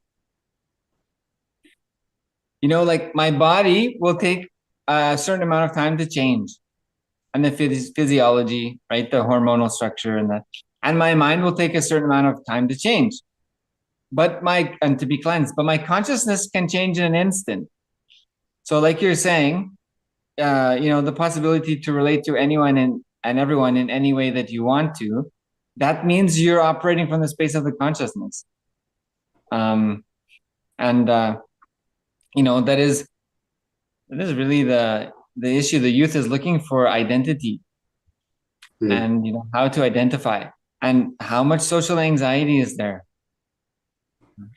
Extreme amounts of social anxiety, along with the pressures of social media, having 200 friends at your fingertips, and having that not as a face-to-face lived listening interaction, but just whatever people happen to put in the chat box. So a lot of social anxiety there. Not to mention the Instagram models of how we're supposed to be.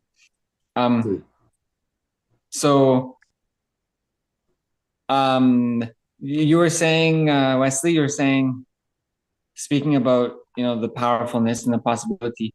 So I just one of the other things you were sharing earlier was how you, when you just enter into the Zoom room, Kundalini awakens, your body sits straight, especially a young person like you with a strong, healthy body that's getting cleansed. You were telling you're able to sit in Padmasana all day, you're saying? Yes. Just with a few adjustment, just switch from left leg, just left. If one will be on top of the other, then one's rest with the other one's on top. But yeah, hours. And it's really nice. It's really it's amazing how he just with these. This was from Paramashivoham 3 initiations. 5 days of it. Just from those he even gives super conscious breakthroughs to your body, like to your body.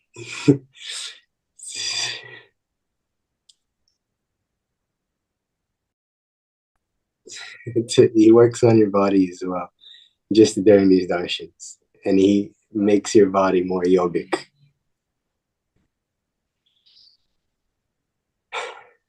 But yeah, body is a healthy body, graceful body.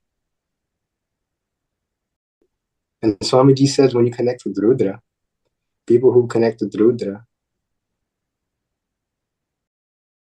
they become eternally young, graceful, beautiful beings. So that's also very well for the youth, because every youth is trying to look beautiful. Every youth is trying to look graceful.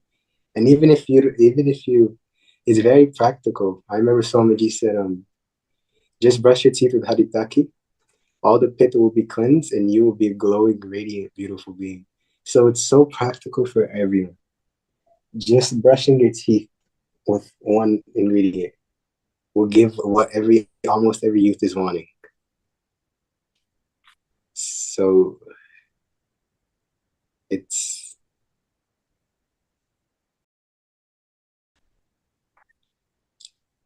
for everyone. It's for everyone.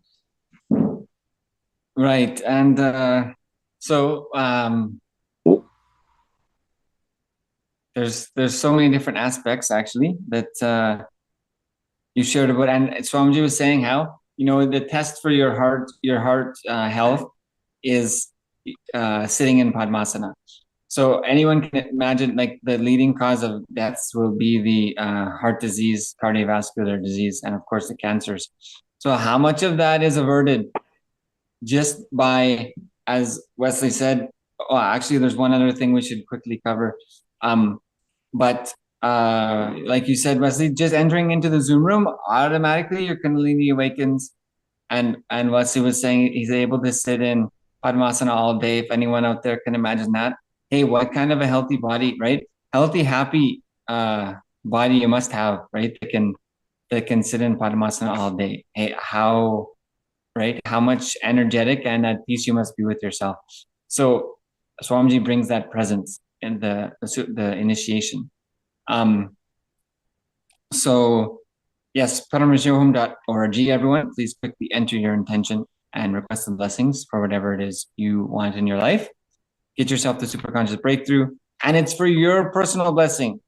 Not that your life will become exactly like mine or Wesley's. It'll be your life. And so it's one thing to have a dream in your life, but when that dream becomes reality, it's much better, because the dream itself was only two-dimensional. When it becomes your life, it's your living experience. So it's much, much greater. So paramashivaham.org for your, please enter your intention and your serious intention for your life. and for the people around you. As Wesley was saying, that it's changing the people around him and how they see him and how he experiences them. Events.kailasa.org is your opportunity to experience this darshan now, today, and to start the superconscious mutation process in your own life. So reminder for those two links. One other quick thing, Wesley, before we wrap up, just because it's an important thing.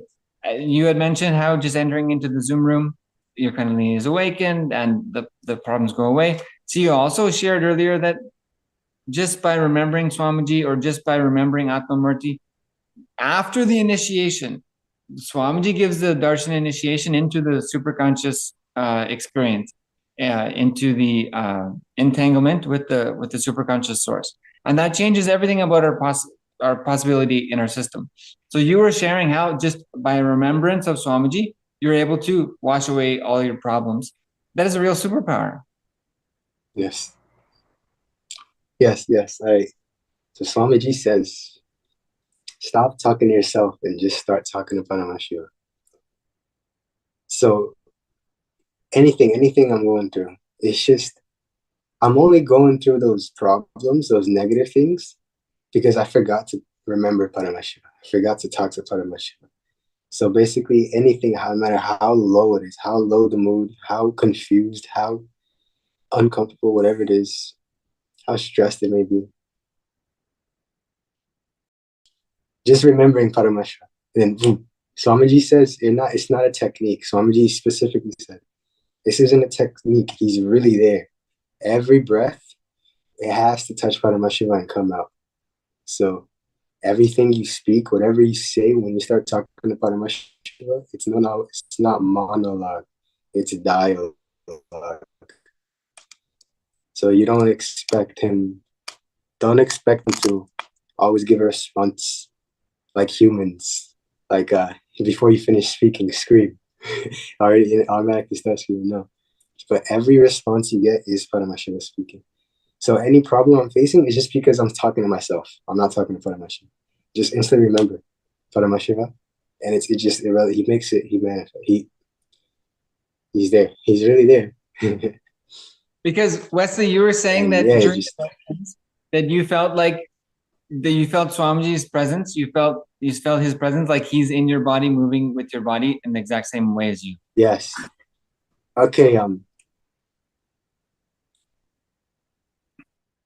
Yeah, it's the being inside this body is Swamiji.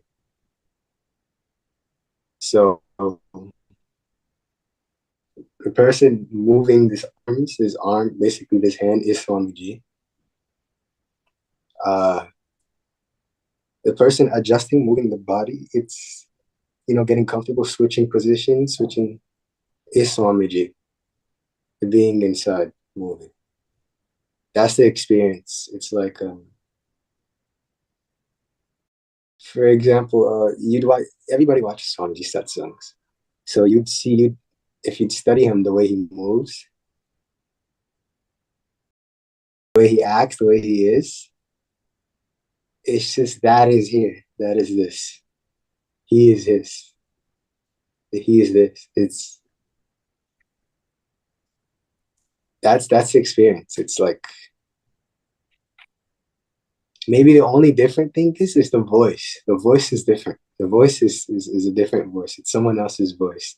But the person in this body is Swamiji. That's what it is. That's the experience. So, that's what it is.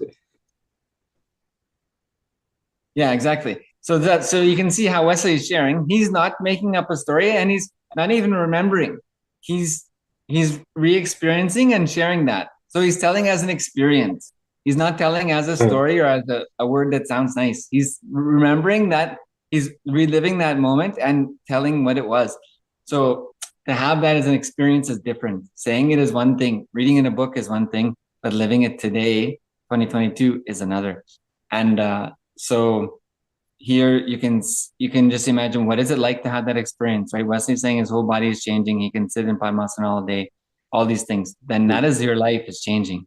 So not just that identifying myself as only as a body, but as a superconscious being. So thank you so much, Wesley, for joining us today. Thank you. And with this, let us prepare to receive now the darshan initiation, satsang blessings from the Supreme Pond of Hinduism. And reminder, please visit paramshivoham.org to enter your intention for the December 9th to 29th Breakthrough Spiritual Program of the Century. And each level coming with Swamiji gets bigger and bigger. Swamiji is already preparing us into initiations into vertical time zones from Paramshivoham 3. And you've heard the experiences from Wesley today for youth. So whatever is the age, whatever is your intention, give yourself a chance. You can do it, and you don't have to do it. It will happen for you. It will happen in a way that is specific to your life. So this is paramshivoham.org. Enter your intention for yourself and for your loved ones. Events.kailasa.org to start that experience. It won't be today. It'll be tomorrow, or depending on your time zone, maybe today. Events.kailasa.org, paramshivoham.org to prepare for December 9th through 29th, 21 days of a new life. Unbelievable experience. So thank you, everyone. Now let us prepare to receive the Supreme Pond of Hinduism. Whatever intention you'd like to manifest, bring it to your visualization. Please close your eyes. Bring your awareness to your breathing. Breathe as slowly and deeply as you can. And let us chant Mahavakya intensely. Om Nityananda Paramashivoham. Om Nityananda Paramashivoham. Om Nityananda Paramashivoham. Om Nityanandeshwara Paramashiva Samarambam Nityanandeshwari Paramashiva Shakti Madhyamam Asmadacharya Paryantam Vande Guru Paramparam.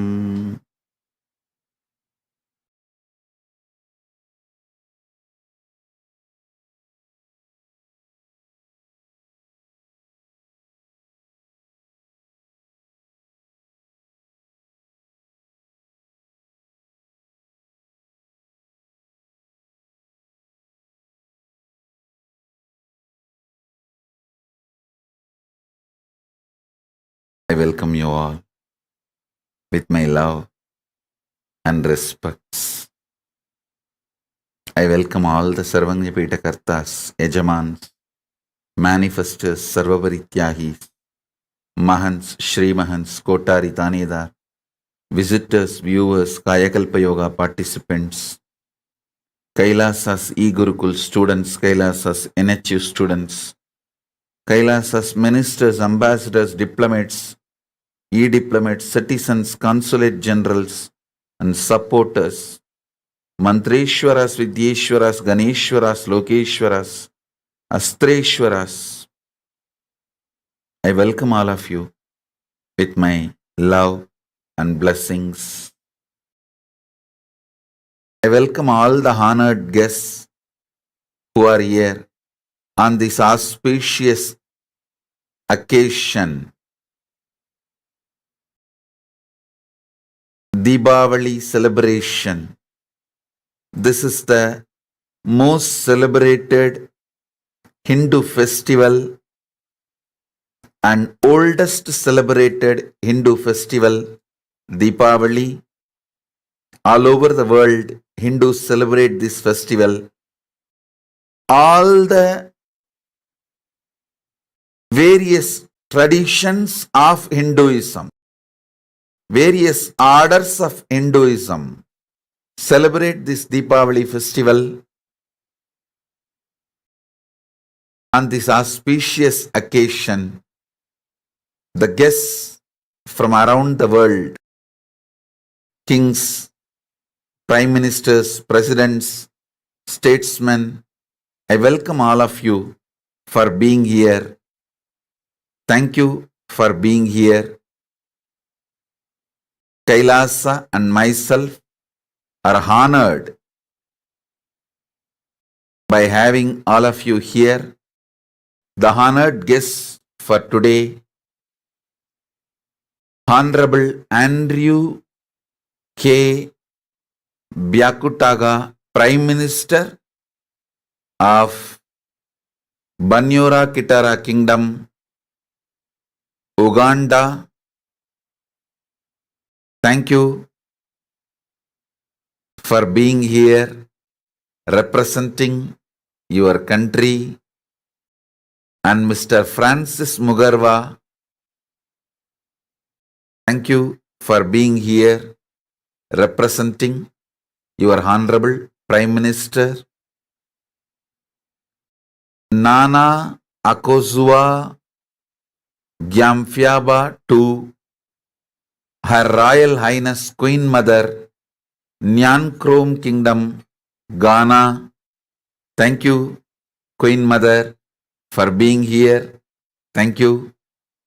Her Royal Highness Princess Palesa Kambule, Kingdom of Dlamini, South Africa. Thank you, Her Highness, for being here and representing your kingdom and country.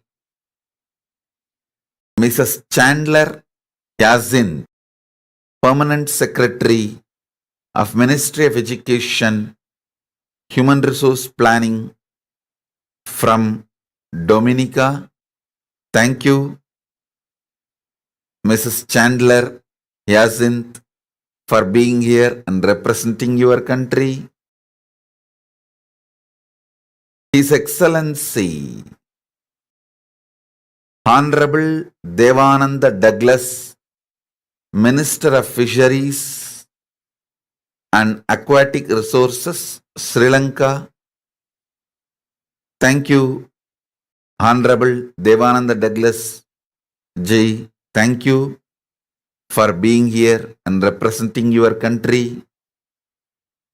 His Excellency Teburoro Tito, Ambassador of Permanent Mission of Kiribati in United Nations, Kiribati.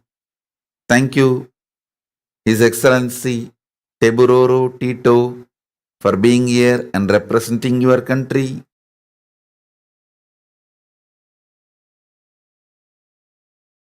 Honorable Mr.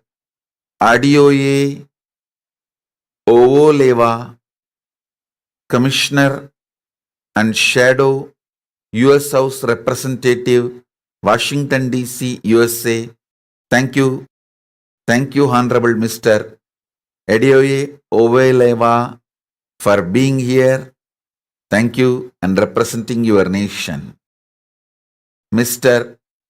Simeon Alain Duom, Chief of Cabinet, Presidency of Cameroon, Cameroon. Thank you, Mr. Simeon Alain Duom. Thank you for being here and representing your country. Honorable Michelle Vargas, Mayor of City of Paris, California, USA. Thank you, sir, for being here and representing your nation. Honorable Todd Rigby, Mayor Pro Tem of Eastvale, California, USA. Thank you for being here. Honorable Jonathan Ingram, Mayor of Murito, California, USA. Thank you for being here.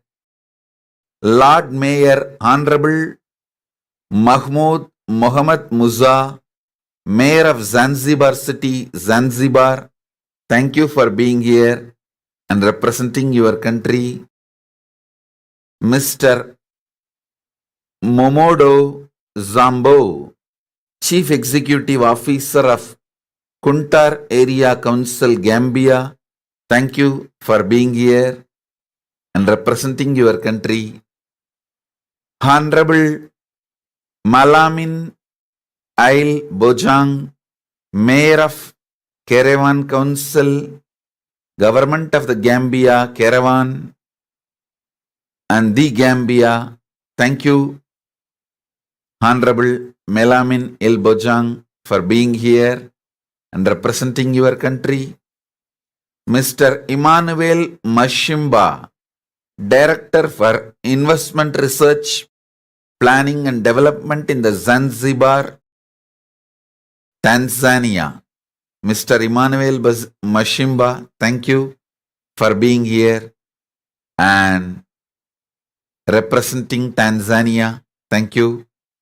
Honorable Saihau Javara, Mayor of Kuntar Council Area, the Gambia. Thank you for being here and representing Gambia, Honorable Saihau Javara.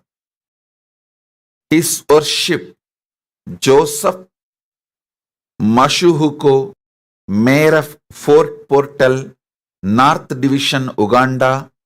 Thank you, His Worship Joseph Mashuhuko, for being here and representing Uganda.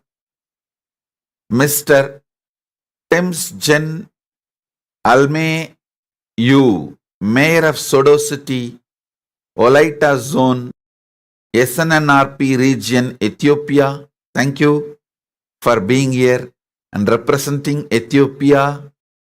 Honorable Yuba Javara, Head of the External Affairs, the Gambia. Thank you, Honorable Yuba Javara, for being here and representing your country. Honorable Edrisa Cisse, Councillor, Government of Gambia, the Gambia. Honorable Edrisa Cisse, thank you for being here and representing your country. Mr. Kedir Aliye, Head of Domestic and Intellectual Relations, Dire Dawa City, Ethiopia. Thank you, Mr. Kedir Aliye, for being here and representing Ethiopia. Sri Venkatesh Iyengar, Head of the Sudarshana Seva Samiti, Tampa, Florida, USA.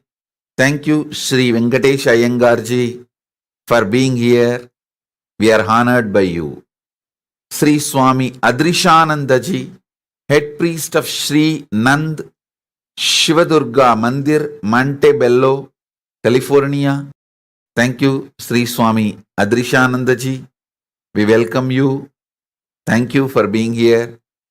Reverend Dr. James Mowell Uye, Executive Director of Interfaith Mediation Center, Nigeria.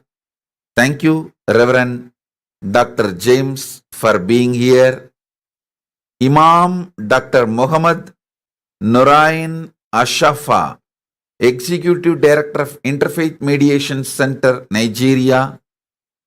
Thank you, Imam Dr. Muhammad Nurain Ashafa, for being here. And Mr. Julian Zalman, Chairman of Tata Kwasi Ku Tata Tinsensi Foundation, Suriname. Thank you, Mr. Julian Zalman, for being here and representing Suriname.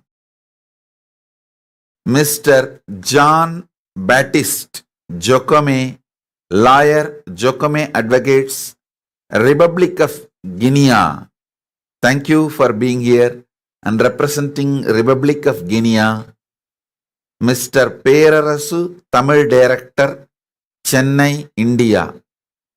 Thiru Perarasu, திரைப்பட இயக்குனர், சென்னையில் இந்தியாவிலிருந்து வந்திருக்கும் உங்களை வணங்கி வரவேற்கின்றேன். திரு பேரரசு அவர்களுக்கும் திரு Jayam SK Gopi அவர்களுக்கும் திரு வீரமுருகன் அவர்களுக்கும் கைலாசாவின் தர்மரக்ஷக விருதை வழங்கி கௌரவப்படுத்துவதில் பெருமகிழ்ச்சி அடைகின்றேன். என் சார்பிலும் கைலாசா சார்பிலும் உங்களுடைய எல்லா செயல்களும் சிறப்படைந்து நீங்கள் 16 பெற்று பெருவாழ்வு வாழ்ந்து நீங்கள் எல்லோரும் ஆள்போல் தழைத்து அருகுபோல் வேரூன்றி மூங்கில் போல் சுற்றம் சூழ வாழையடி வாழை என என்றென்றும் வாழ்ந்திருந்து மேன்மைகொள் சைவநீதி உலகெல்லாம் விளங்க பெரும் சேவை செய்து ஹிந்து மதம் போல் சனாதன ஹிந்து தர்மம் போல் என்றென்றும் வாழ்ந்திருக்க ஆசீர்வதிக்கின்றேன். திரு பேரரசு உங்களுடைய பெரும் பணிகளையும், திரு ஜெயம் எஸ்.கே. கோபி அவர்களே உங்களுடைய பெரும் நற்பணிகளையும், திரு வீரமுருகன் அவர்களே உங்களுடைய பெரும் நற்பணிகளையும் நன்றாக அறிவேன். உங்களுடைய பெரும் நற்பணிகள் இந்து மதத்திற்கு நீங்கள் செய்யும் பல்வேறு விதமான சேவைகள் அரிதற்கும் அரியது.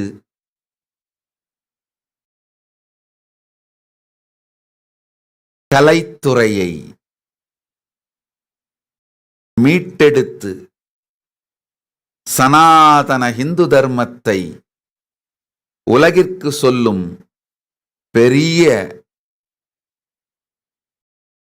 நல் இயந்திரமாய் நல் முறையாய் கலைத்துறை இயங்க நீங்கள் செய்யும் பெரும் நற்பணிகள் பொங்கிப் பெருகி நல்கி வளர்ந்து ஆனந்தமாய் இருந்திட ஆசீர்வதிக்கின்றேன்.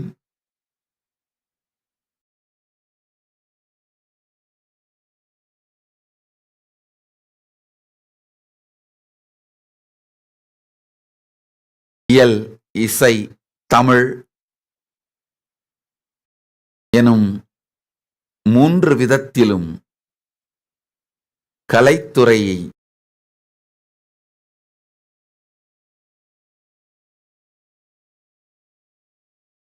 சனாதன இந்து தர்மத்தின் சத்தியங்களை உலகத்திற்கு கொண்டு சென்று சேர்ப்பதற்காக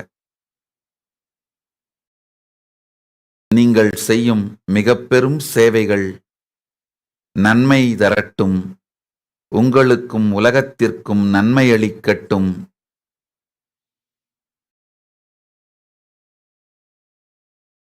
சங்கரலிங்கதாஸ் சுவாமி போன்றோர்கள் கலைத்துறை மூலம் சைவம் வளர்த்தார்கள்.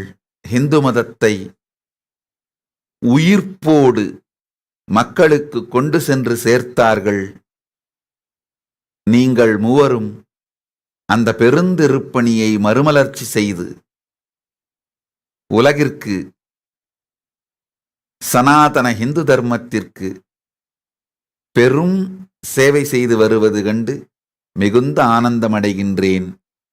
உங்கள் மூவருக்கும் கைலாசாவின் தர்ம ரக்ஷக விருது வழங்குவதில் மிகவும் பெருமையடைகின்றேன். நன்றி.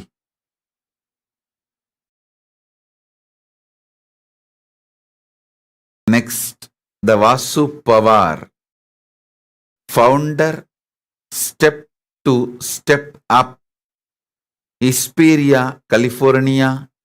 Thank you, Miss Vasu Pawar, for being here. Dr. Ugoji A. is CEO and President, Renew Our Earth. Thank you for being here and representing United Kingdom. Mr. Gerard McKeon, co-founder and publisher of Black Tie Magazine. Thank you for being here and representing your media house.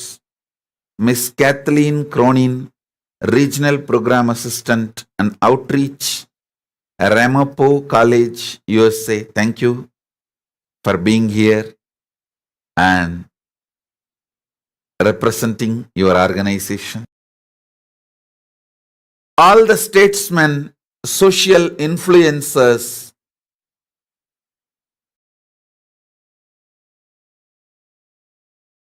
prime ministers, presidents, kings, queens, from all over the world, and many more guests who are here.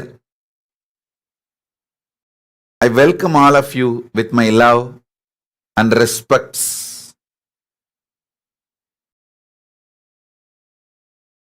And today, more than 15 awards are given for the great services many of you are doing, making this planet Earth a better place to live. Thank you.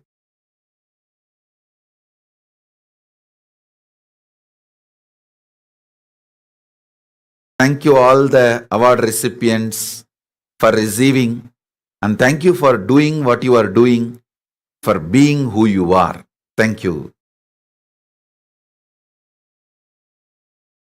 Paramashiva's message directly from Maha Kailasa on this auspicious Deepavali occasion: be blissful. The grand narrative of Hinduism stands for one principle. The first principle of Hinduism is be blissful. ஆனந்தமாக இருங்கள். Realize your highest possibilities, potentialities, powers, and manifest who you are. Realize yourself and live in bliss. Life is all about blissful coexistence. A blissful man will be non-violent,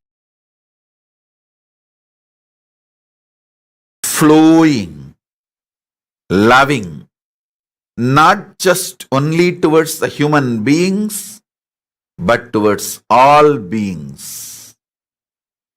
Today is the festival of light.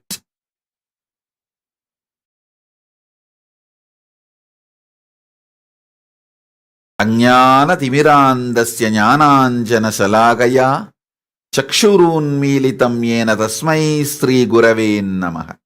The Guru who removes the blindness, darkness due to the ignorance and gives you the ultimate light, liberation, enlightenment. He is celebrated on this auspicious day. In various traditions of Hinduism, it is celebrated in a different way, but basically today's festival is festival of light, color, joy, bliss. Asadoma satkamaya, tamasoma jyotirgamaya, mrityorma amritam gamaya. We invoke the ultimate to lead us from darkness to light and from mortality to immortality. The ultimate truth.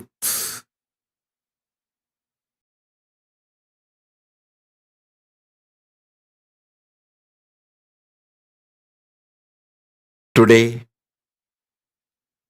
all the decision makers, social influencers, politicians,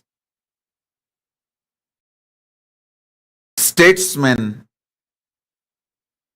all who are here from various fields, various countries, I request all of you, let's make a resolution today to make our life and everyone around us, their lives, into blissful celebration. Let's go on working, contributing to make human beings experience light, love, laughter, bliss. The preamble of the Constitution of Kailasa, the book called Bhagavad Gita. It's a sacred scripture from Hinduism. That book describes the essence of realizing your potential, manifesting your possibilities, potentialities, powers, and coexisting with blissful way, with blissful existence, not just with human beings, even with all the beings of the earth, all the beings of the cosmos. So, as a Deepavali gift, we will be sending that book, Preamble of the Constitution of Kailasa, Bhagavad Gita decoded by SPH of Hinduism, to all of you. When you find time, please go through. Hope you will be able to go through the book and you will appreciate it. Let's bring more and more bliss to every individual and to the whole world. All the decisions we make, let it be focused for the bliss of larger number of people.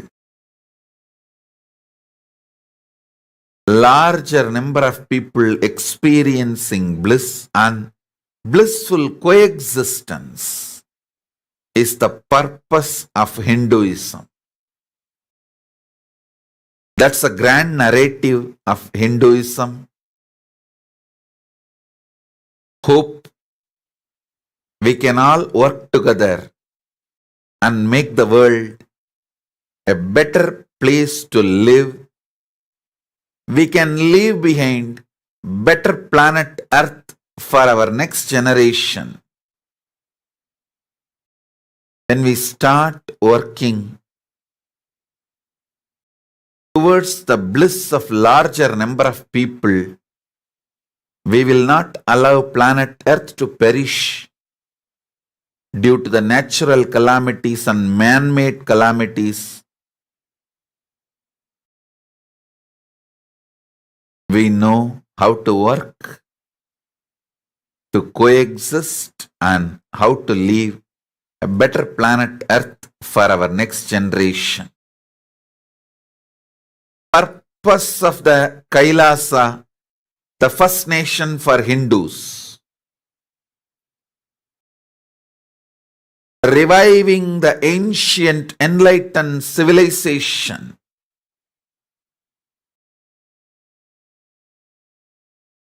Reviving the ancient enlightened Hindu civilization on the planet Earth again is the purpose of the Kailasa, which is the first nation for Hindus.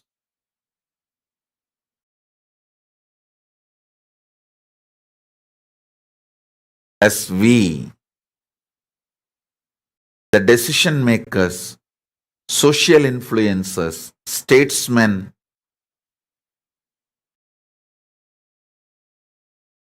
kings, queens,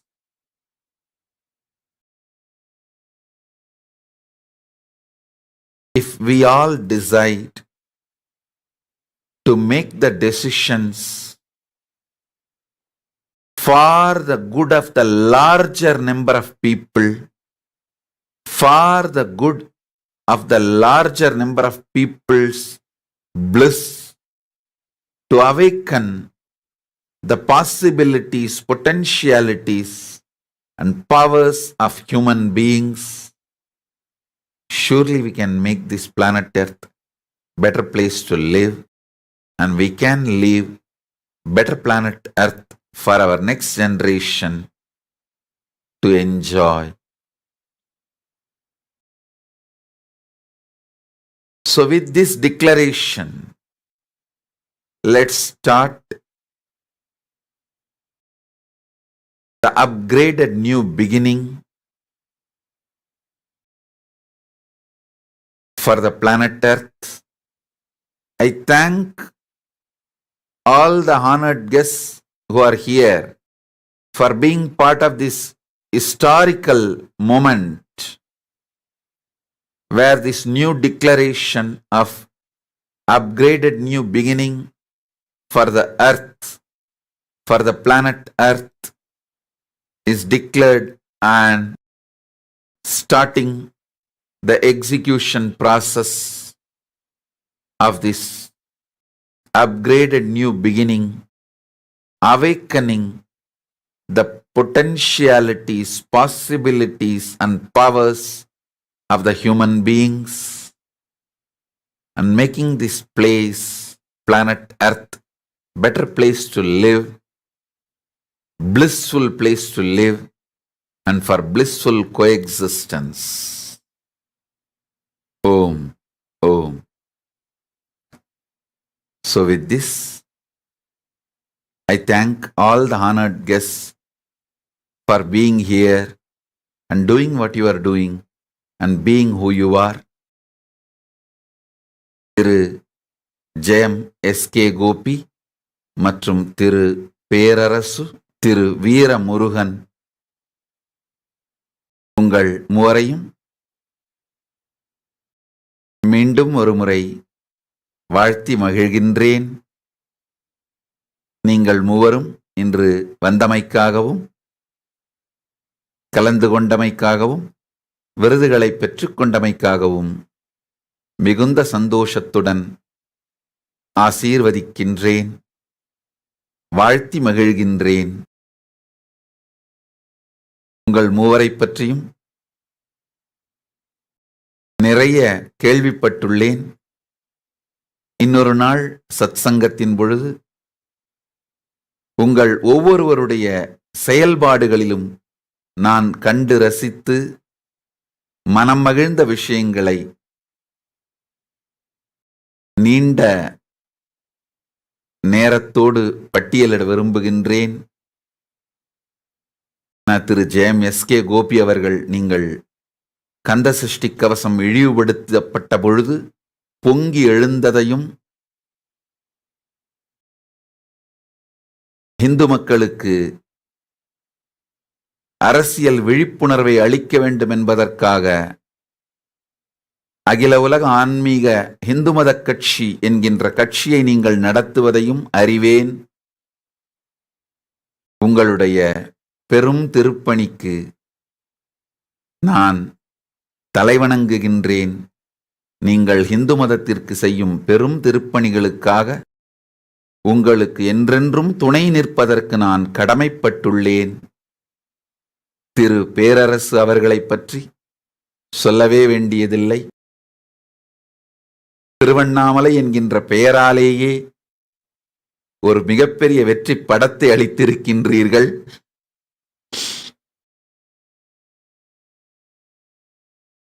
உங்களுடைய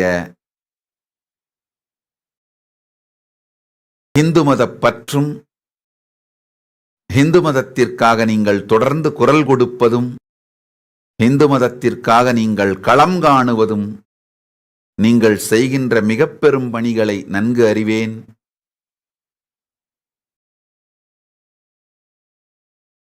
உங்களுடைய எல்லா திரைப்படங்களுடைய தலைப்புகளுமே ஆன்மீக பெயர்கள், ஆன்மீக ஸ்தலங்களின் பெயர்களாகத்தான் இருக்கும். சிவகாசி, திருவண்ணாமலை, பழனி, திருப்பதி. உங்களுடைய இந்து மத பணி மிக பெரும் பணி. அதற்காக தலைவணங்குகின்றேன்.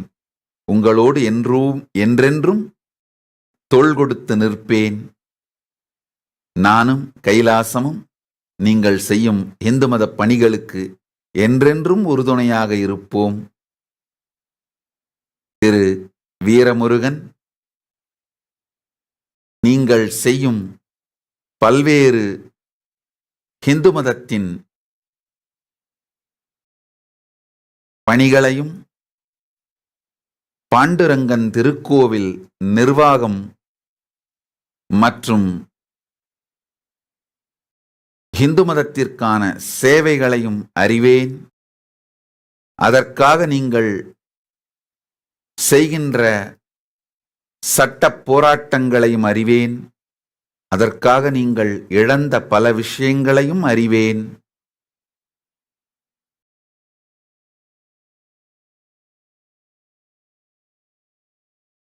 நிச்சயம் உங்களுக்கு வெற்றி உண்டு.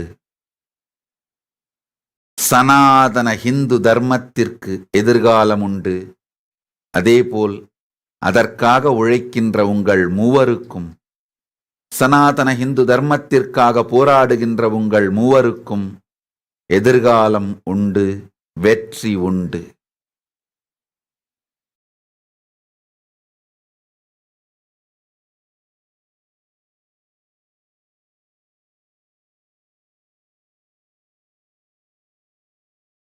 So with this, I bless you all.